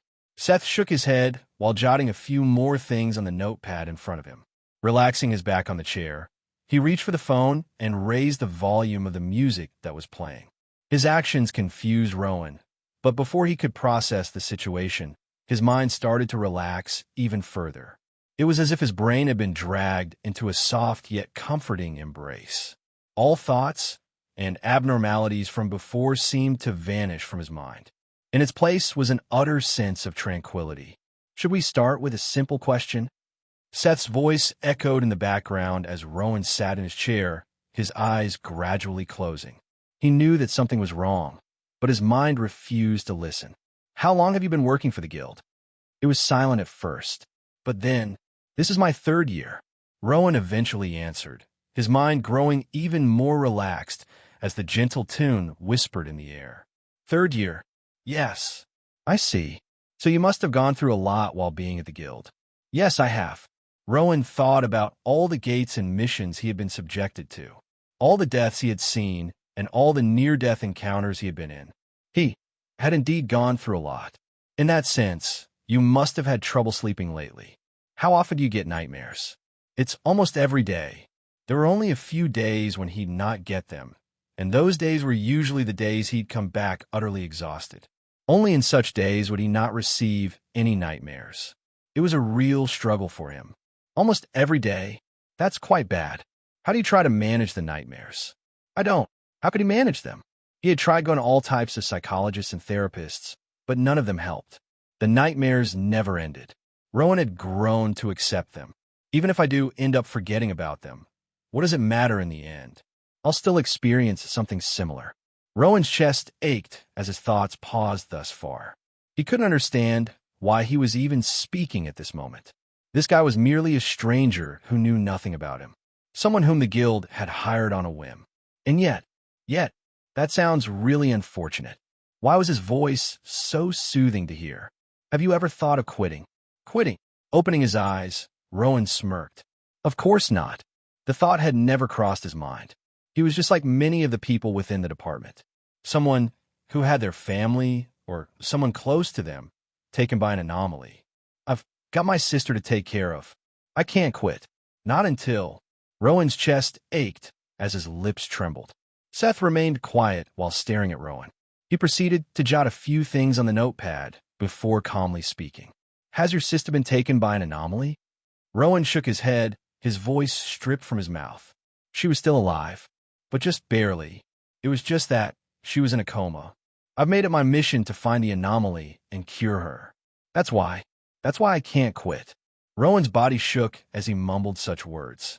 He wasn't sure why he was saying so much, but he felt vulnerable at this very moment. He felt weak, and the only thing that he found soothing was Seth's voice. So much that the silence that followed his words made Rowan inwardly start to panic. Why is he not saying anything? Does he think I'm pathetic? Does he? But the last thing he could have expected was the next words that Seth said. "That's quite noble of you." Noble? Me? There's no shame in taking a job for motives such as these. You don't need to have the grand goal of saving the world or any of that nonsense. Whatever makes you happy is what matters. Money, women, saving your sister. Your choice is only wrong if you let others tell you that it's wrong. My choice is only wrong if I let others tell me it's wrong. Rowan's lips trembled further. But soon, Seth's voice echoed again. Nightmares are a window into your inner world. They serve a purpose, helping your mind process stress, fear, and unresolved emotions. Your brain doesn't simply shut down when you sleep. Instead, it continues working through what you've experienced. Nightmares, they only exist as a reminder of all the pin-up negativity you haven't dealt with during the day. What? Slowly craning his neck to stare at Seth, he saw his dead eyes looking straight at him. It's okay to open yourself up to me. It's my job to listen to your worries. I'm here to handle all of your pin-up negativity. Quietly swallowing his saliva, Rowan opened his mouth but couldn't say anything. This wasn't the first time he had heard of something like this. Many therapists had said something similar. And yet, this was the first time he truly felt different upon hearing the words. Once again, his lips trembled as he held onto the armrest of the chair. "Oh, okay." He nodded quietly. "I'll try." And for the first time since seeing him, Rowan saw a thin smile appear on Seth's lips. "That's great." Seth proceeded to take out his notepad again as he jotted a few things down. The process of healing always starts with you. The fact that you're willing to change is the most important aspect. Now, then, Seth lowered the notepad to stare at Rowan. "Would you be so kind and tell me why you were in my office?" Rowan's face froze in that moment. He suddenly recalled the incidents from the day prior, and his breathing grew rough again. "But don't worry, I'm not mad. I can tell you were suffering a lot from the nightmares. Just be honest with me." Rowan lowered his head, but eventually told him the truth. "I was jealous." "Jealous?" "Yes, Taking a pause, Rowan looked at Seth in shame. "I wanted to impress Zoe, and since it looked like she didn't like you, I thought I'd do something to make her happy, but the moment I came into this office, everything went wrong." Stop there." Seth raised his hand to stop Rowan from speaking. "Forget everything that happened at the office. It was simply the result of all the stress you'd been holding in, mixed with a bit too much to drink. You kept bottling things up until it all came crashing down at once." "Is that so?" "Yes." Seth put the notepad down and looked Rowan straight in the eyes. At the same time, the music continued to play in the background. "I can understand how you feel, though. However, that's the wrong way to look at things if you want to impress someone. I know, but for now, focus on yourself." Seth's voice turned softer. "You need to start prioritizing yourself above all else." "I do. You are important." "I am?" "Yes, so let it out." Seth smiled kindly once again. "In this room, it's just you and me. Let everything out. I'll be here to listen to all of it." And with that, the room fell silent. It was just Seth and Rowan as the two stood in silence. That was until, "Oh, okay." Rowan spoke again, his chest trembling as he held his fist near his mouth. He began to let everything out, from his past, his worries, and all the stress he had been through. The entire time, Seth listened. He listened with a kind smile as he jotted a few things down on his notepad, mainly a list of things he needed to buy when he went back to the dorms. He was running out of milk. "Oh, right. I need to get some butter, too." Unaware of this, Rowan continued to pour all his emotions out. That was also the day with the sound of the door closing, the room fell into a strange silence. I waited for a whole minute before turning off the music and leaning back on my chair. That was close. I felt utterly drained. Ever since I found Rowan sprawled on the floor, I'd been desperately trying to make him forget the painting and the dreamwalker. I couldn't afford to have him reveal them. If he ended up telling the guild about them, then I'd have to find a way to explain to them how I got them, which could essentially lead to the system and all that nonsense. I couldn't afford to take the gamble, and, as such, I somehow managed to gaslight him into thinking it was just his nightmares and pent-up stress. At first, I was worried it wouldn't work, but looking at my shirt and seeing the wet spot on it, I felt like I had done a good job. I'll have to throw away this shirt, though. Who would have thought Rowan would go ahead and cry like that? It honestly caught me off guard. Still, all that matters is that it somehow worked. At least for now.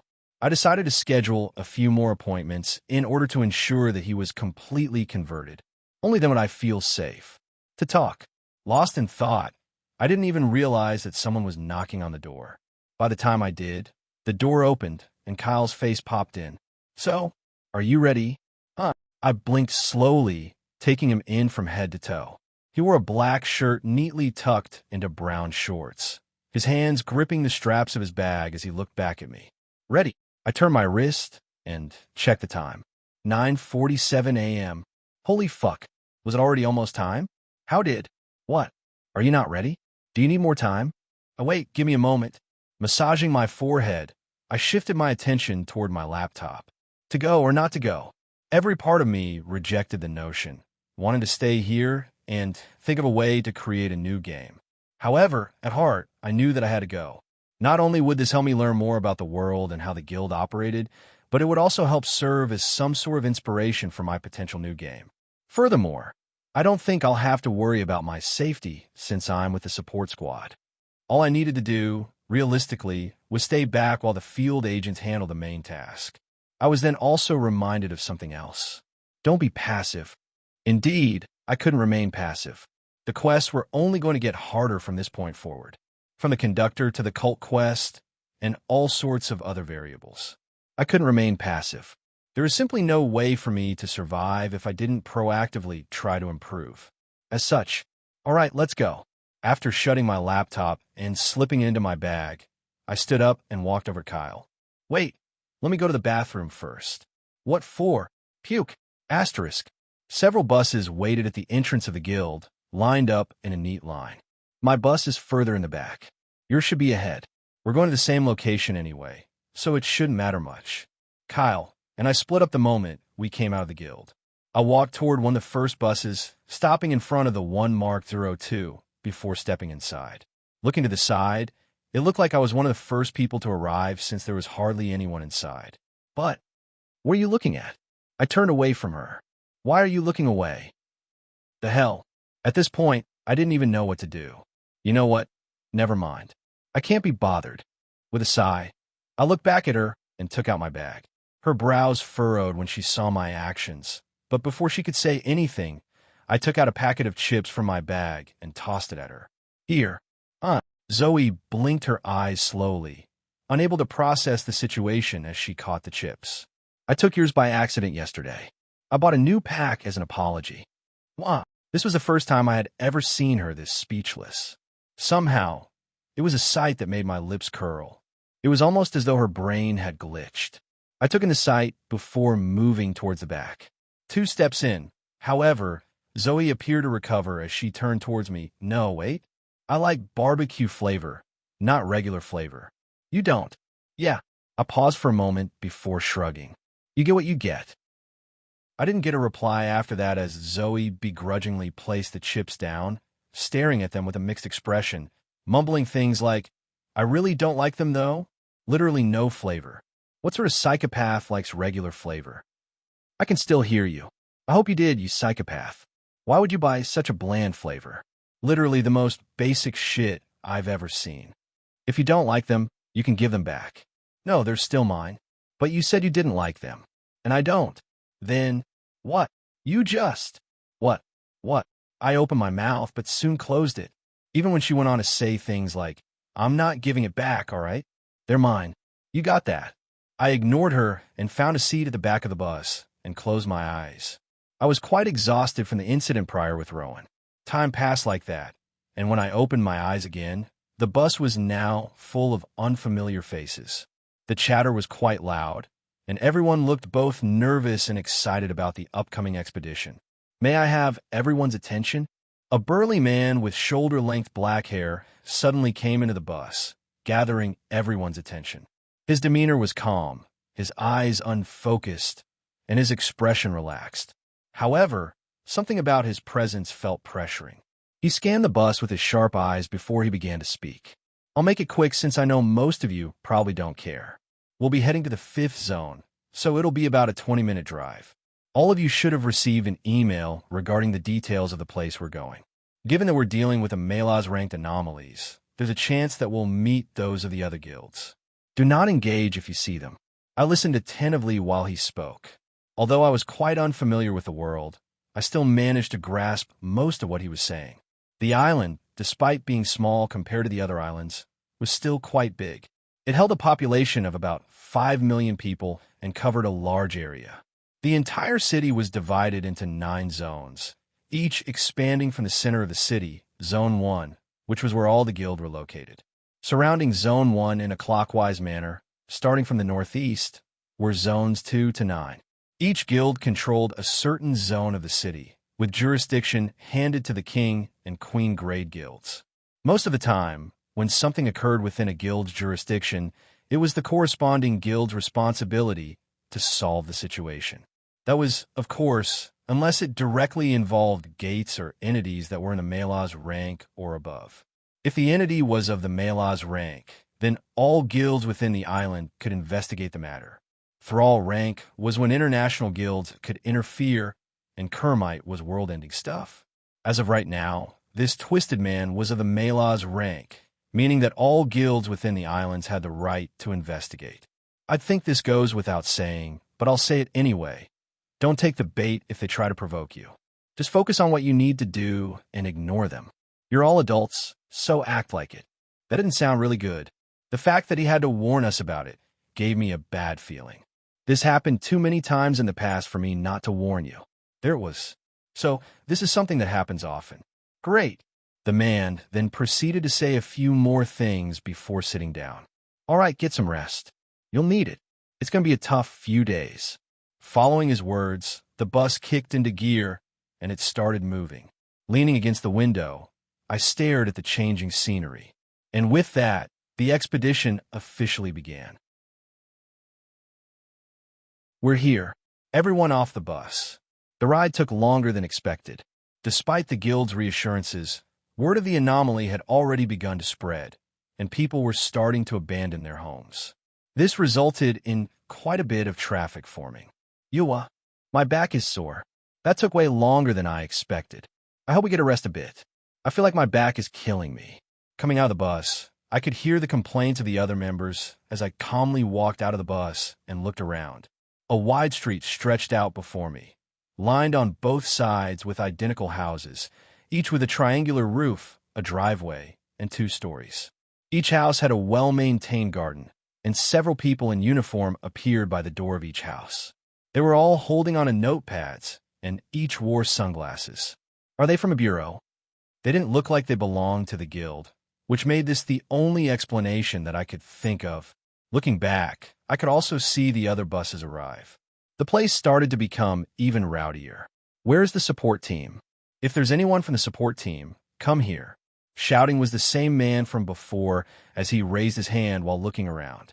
I scratched the back of my head before walking over to him. Spotting me, he paused. You're from the support team? Yes. Okay, wait here. He looked around and waved his hand again. Where's the support team? If there's anyone from the support team, come here. He continued to shout the same phrase over and over again, and by the time several minutes had passed, 5 people had gathered. They were composed of 2 girls and 3 guys. The girls both had shoulder-length hair, differing from brown to black, while the guys all had short black hair. Their faces weren't anything to praise, but they didn't look bad as they all seemed to know each other. I was probably the only one who wasn't familiar with the others. Since everyone is here, follow me. I need you all to check up on the subjects before we release them. Subjects? I was confused, but I nonetheless followed as we were brought directly to one of the houses.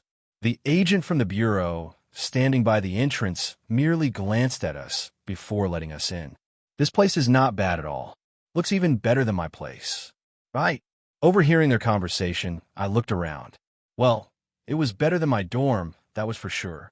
Although it had nothing fancy, it had all the necessities, from a large TV to a sofa and flowers.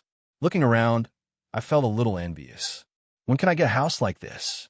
I could technically buy one when the money came in from the games, but unfortunately, I needed the money to buy shop items and fragments. Now that I think about it, I still haven't checked the second-order shop. Now that I was a second order, I could access it. I wasn't in a rush, though. I was in a bit of a financial crisis at the moment. Why, you will really? Let me go if I do this? Are you sure? You're not lying, right? Walking past the living room and into the kitchen area, two people appear before us. One was a man wearing an orange jumpsuit, while the other was another agent from the bureau. As if noticing our presence, they both looked in our direction. You finally arrived. The agent turned towards the man in the jumpsuit and said, "You stay here. I'll be going out for a few minutes. Don't even think about escaping. The moment you do, the deal is off." Then, without looking back, he left for the living room as we follow behind. Eventually coming to a stop, he handed a file to the team leader. His name is Jason Fingler. He's 48 years old, and he's the man I'd like you all to check on. Although he looks harmless, he's killed 7 women in total. Killed 7 people? I blinked my eyes and thought back to the appearance of the man in the jumpsuit. He was neither charming nor handsome.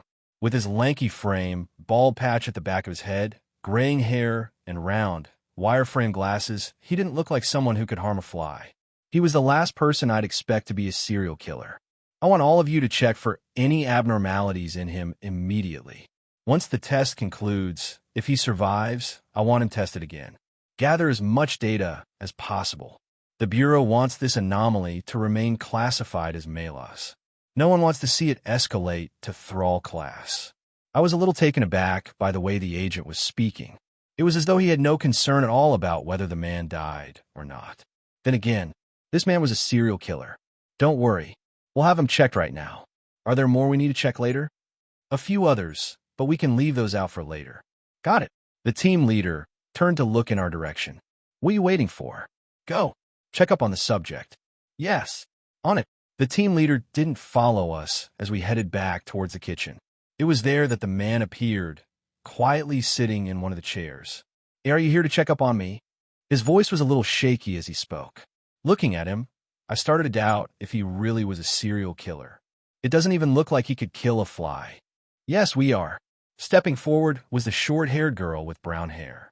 With a distinctive mole at the bottom of her chin, she smiled kindly at the man. "My name is Roseanne. I'll be here to check up on your health. Please stay still." Roseanne began to move behind the man while placing her hand against his back. "Breathe in slowly. Keep your heart rate normal." "Oh, okay." The man quietly nodded while closing his eyes and leaning forward a bit. His chest rose and fell as he listened to Roseanne's instructions. A strange silence filled the room shortly after that as Roseanne continued to give instructions. In the meantime, the others jotted down a few things while observing the situation. On the other hand, I was at a total loss. Everyone looked really busy. What was I supposed to do? If it's like this, then... Bang! A thunderous crash jolted me out of my thoughts as my head snapped up towards the harmless man as he swiftly turned around and reached for Roseanne's neck. "I'll kill you." It was as if he had turned into a completely different person. His bloodshot eyes bulged with murderous intent, his face contorting sinisterly. Every muscle in his face twisted, twitching, as though something had taken over him completely, his hands lunging out for Roseanne. "Help! Holy shit! Quick!" The others sprang into action. Without wasting a second, they dashed toward the serial killer, grabbing him from behind and forcing him to the ground. "Ark! Kill! Kill!" Froth bubbled at the corners of his mouth. Spit sprayed as he thrashed. His gaze locked on Roseanne with a hatred so raw it felt inhuman. His hand dug at the floor, scraping it as he desperately reached for her. "Die!" Roseanne stumbled back, her face startled, but at the same time somewhat rational. Perhaps this wasn't the first time she had witnessed something like this. But I was left at a complete loss by the scene. Hey, it took a certain shout to snap me out of it, as one of the members from the... What happened? The team leader and the agent from the Bureau were pretty quick to arrive. They didn't look that startled by the situation as they came in without any real signs of fluster. Rather, their calmness almost felt a little odd to see. "Kill. I'll kill." It also didn't take long for them to figure out what had happened. "Okay, I'll take it from here." With a flick of his finger, the death row inmate suddenly froze in place. Okay, yuck. The sight was startling to watch. All he did was flick his finger, and he was incapacitated. Although I couldn't tell how strong he was, I was sure that he could do the same thing to me if he wished. The six of you go back to the living room for now. I'll take care of the situation here. Yes, sir. Despite what had happened, none of the recruits looked startled or even scared. It was an oddly weird sight to me. Feels like this is probably something they're used to. My thoughts were proven right the moment we came into the living room. That almost scared me, right? Crazy. I thought he was going to gouge your eyes out. For a moment, I was ready to pick up whatever was left of you. Keck, you wish. As if the situation had never happened, the five of them joked and laughed with one another. What sort of? You look confused, newbie. Someone tapped me on the shoulder, and when I turned, I saw one of the members smiling at me. He had a square jaw, framed by his bowl-cut hair, and squared-framed glasses. I was also the same as you at first, but you get used to the sight. The support squad tends to deal with lunatics, so this is normal. In fact, you can even say it's somewhat mild. What? This was somewhat mild? I suddenly started to shudder while thinking about what not mild was like. If possible, I didn't want to have any part in that. What are you doing, Jay? You're scaring the newbie on his first day. Overhearing the conversation, Roseanne, the one subjected to the assault, shook her head while looking at me. Don't mind him. He's messing with you. This is nowhere near mild. Probably something like normal. Yeah, pretty much. I guess normal is a good way to put it.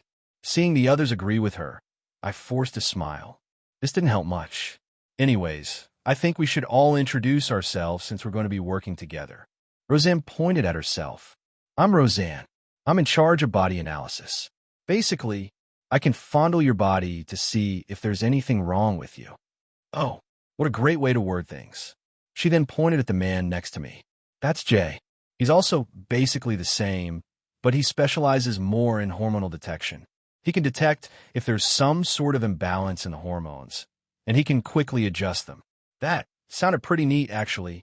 Roseanne then pointed at the other girl in the group. This right here is Chloe. She should be similar to you. She specializes in human psychology. Chloe felt a bit different than Roseanne, as in her disposition was a lot colder. However, her hair was similarly short, with it being black instead of brown. Her most distinctive trait was the freckles on her nose. I guess she can be considered somewhat pretty. Not really my type, but I could see how she'd attract the gaze of the opposite sex. These two, on the other hand, are Ray and Mark. This left the other two members. Both average in height, with Ray being on the chubbier side, while Mark looked to be the oldest one in the group. Meeting my gaze, they both laughed. Ho ho, can't believe we've got someone new here. We finally have another person to suffer with us. The two looked friendly, but their words, it didn't feel so friendly. You two stop it. Roseanne slapped the air. At least she seemed reasonable. What's the point in telling him? That kind of ruins the fun in it. Now he expects it. A good jump scare happens when they least expect it. Never mind. I take it all back. These people, they were sick in the head. Anyways, it looks like it'll take a while for the team leader to handle the situation. Do you know what you're supposed to do? Me? Well, more or less. I didn't really have to do anything. Maybe a little therapy here and there. Basically, say some bullshit while using my phone to hypnotize them. Nice. Roseanne looked all cheery as she looked at me. Since you're ready, let's go. Go. Where? We're going to visit the other houses and check on the other inmates. Let's go quickly. The faster we get this done, the better. Skipping slightly, she headed for the door. The others followed, right behind her. Wait, don't go too fast. I just hate so my stomach is a little upset. Shouldn't have eaten then. The bus ride was long, though. Staring at their backs, I paused for a moment before pursing my lips. We were going to be attacked again, weren't we? Asterisk. I'll kill you. Die. We were indeed attacked again. Not once, but 3 times in total. Adding this, and it was now 4. Stop him. Quick. Just stop him for a moment. He's fast. I moved by instinct, dashing towards the death row inmate. He stood a head taller than me, his entire body built like some sort of mountain as veins protruded on his bald head. Logically speaking, it should have been impossible for me to do a single thing to him. And yet, bang, I somehow managed to flip him over with a single move. The room fell silent as short, while later as Roseanne and the other looked at me. And then, holy shit, how are you so strong? Are you sure you're in the support class? That was nuts. No, seriously, that was crazy. How did you manage that? I could only force a smile while looking at them. I did some self-defense classes in the past. I guess they helped out a bit. This was total bullshit. I had never fought in my entire life, nor did I know the first thing about throwing a punch. I didn't even use my powers. And yet, I was still somehow able to throw a man twice my size onto the ground. Could this be because I reached the second order? Did I not only acquire a node, but also become physically stronger? Self-defense? What sort of classes did you take? There's no way. Yeah, I call bullshit on that. There's definitely more to it than you're saying. I started sweating when I saw that the excuse wasn't working. Shit, this wasn't something that I was aware of. As my thoughts scrambled, I responded in the only way that I could think of. Kyle trained with me, so everything stopped. Nobody made a sound until... Kyle. You mean that, Kyle? Wait, I do recall hearing that he was the one who brought you here. If that's the case, then, makes much more sense, yeah. I blinked my eyes at a complete loss. They bought it? Just like that. Kyle was like this in his first year. I guess you guys must have gone to the same trainer. It explains so much. Oh, I mean, as long as you're happy. I was just about to open my mouth to say a few things when all of a sudden my phone rang. TRR. Looking down, a notification appeared. Everyone, go to the main building. All checks are complete. We're about to start. The atmosphere suddenly seemed to shift in that moment. Raising my head, the members of the support squad all wore somber and grim expressions. They had all apparently gotten the same message. Moving forward, Roseanne mumbled, her voice somber. Let's go. Our job is just about to get started. This might be a long night. Wait, what? This was just the start. What sort of... The main building in question wasn't far from where we were. A small crowd had already gathered as we arrived. I spotted Kyle almost immediately.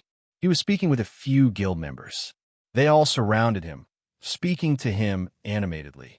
I thought about reaching out to him, but then decided against it. There were simply too many people, and... Let's go. We should be headed this way. There was also the fact that Roseanne and the others were ushering me towards a different area. In the end, I let out a breath and followed, keeping close as we were led into a room. The room was relatively small, with a gray carpet beneath and a large metallic desk in the middle with several seats around. Waiting in the room were a couple of people. Two appeared to be agents from the Bureau, while the other was the team leader from before. You guys are here. He greeted us in his low, husky tone. Find yourself a comfortable spot. We're going to be here for a while. His attention shifted to a monitor in front of him, one of many mounted to the wall opposite to the desk. Each displayed a nearly identical room. The only difference was the person inside. I recognized a few. The anomaly tends to act around nighttime. Keep watch of all the cameras and see if you can spot anything. We'll immediately send a team to the rescue if something goes wrong. The room fell silent shortly after his words. Even the usually chatty support unit had grown grim. A quiet unease settled over the room. I checked the time. 21:34. Tick, tick. The clock echoed louder than it should have. And so did my heart. Asterisk. Time began to pass. The entire time, nobody made a noise as they all focused their attention on the monitors ahead. The inmates remained in their rooms. Some slept, others flipped through books, and a few bounced elastic balls against the walls in a steady, mindless rhythm. A handful stood by their windows, watching nervously as the darkness swallowed everything outside, only the faintest trace of moonlight slipping in to brush the wooden floor. A strange sense of suffocation took over the room as we quietly waited for something to happen. Anything. Tick, tick. The ticking of the clock appeared to be even more pronounced as I quietly focused on a certain monitor. There I could see an all too familiar inmate. He was the one who had made the largest impression. How could he not have when he was the first inmate to attack? He was curled beneath his blanket, eyes wandering blankly, body pulled tight into itself. At first, nothing seemed wrong. But doesn't he look a little pale? Looking closer, his entire face was pale. He was also tucking himself into the sheets, almost as though he was trying to hide from something. I wasn't the only one to notice the abnormalities. Soon, the team leader and the others noticed it as the room started to tense. The team leader brought a certain device to his mouth, some sort of walkie-talkie. Inmate 701, is everything okay? Is something happening? No response. It was almost as though the inmate couldn't hear the voice at all. No, he probably didn't hear it. Looking closely, his pupils appeared completely dilated, as though he was staring at something extremely scary. What is he staring at? He doesn't seem to be staring at anything. There was no one else in the room. It was just the inmate. And yet, from his body language, it was clear that he was staring at something. There, right then, the moonlight shifted, and for a fraction of a second, something flickered into view. It was tall, lanky, and elongated. It was only brief, but it appeared, and in that moment, the tensions within the room rose to an all-time high. Team leader. All eyes fell on the team leader, waiting for his next words. What should we do? Should we report this to the main squads? Should we? No, not yet. The team leader raised his hand and stopped the others, his eyes narrowing. Team leader. Wait, team leader. If we don't act now, then I'm afraid that. It doesn't matter. This is a scum who killed several people already. What does it matter if they die? Just keep watching. Take in everything that you're about to see. The team leader's words were cold and merciless, plunging the room into a certain coldness that almost felt too real. But at the same time, the others didn't complain any further. They all just stared at the monitors with solemn expressions. They were waiting for something. And then, stay back, stay back. The inmate shot upright, his whole body shaking. I said, move back, move back. His voice cracked, almost screeching as he hurriedly reached out for a device similar to that of the team leaders. Help! Someone help me! It's here! Help me! The sense of despair and helplessness was clear in his voice. He kept shouting, begging for help. But the team leader continued to watch on in silence, staring at the recording without any trace of emotion. Help! Someone help me! Even as the inmate's screams pierced the room, he looked unfazed. In fact, he even began to lower the volume, as though he found the screams annoying. His eyes remained fixed on the video, waiting for the inevitable to occur. And it soon did. Ah! Another scream pierced the room. This time, the scream was more heart-wrenching. Within the video, the inmate stopped moving, his entire eyes dilating as he tried to struggle. However, as though an invisible force trapped him, he couldn't move, as if something had sealed him in place. Ah! Please help! Ah! His screams continued, his gaze turning more and more pale as he stared ahead of him, staring towards the entity that we couldn't see, but he could see. It was right before him, staring at him. And then, under the watchful eyes of everyone present, the inmate's body began to wither. His cheeks sank in, and his eyes grew dark and hollow. Ah! Ah! Even his screams turned huskier as the very blood in his body started to get sucked away from him.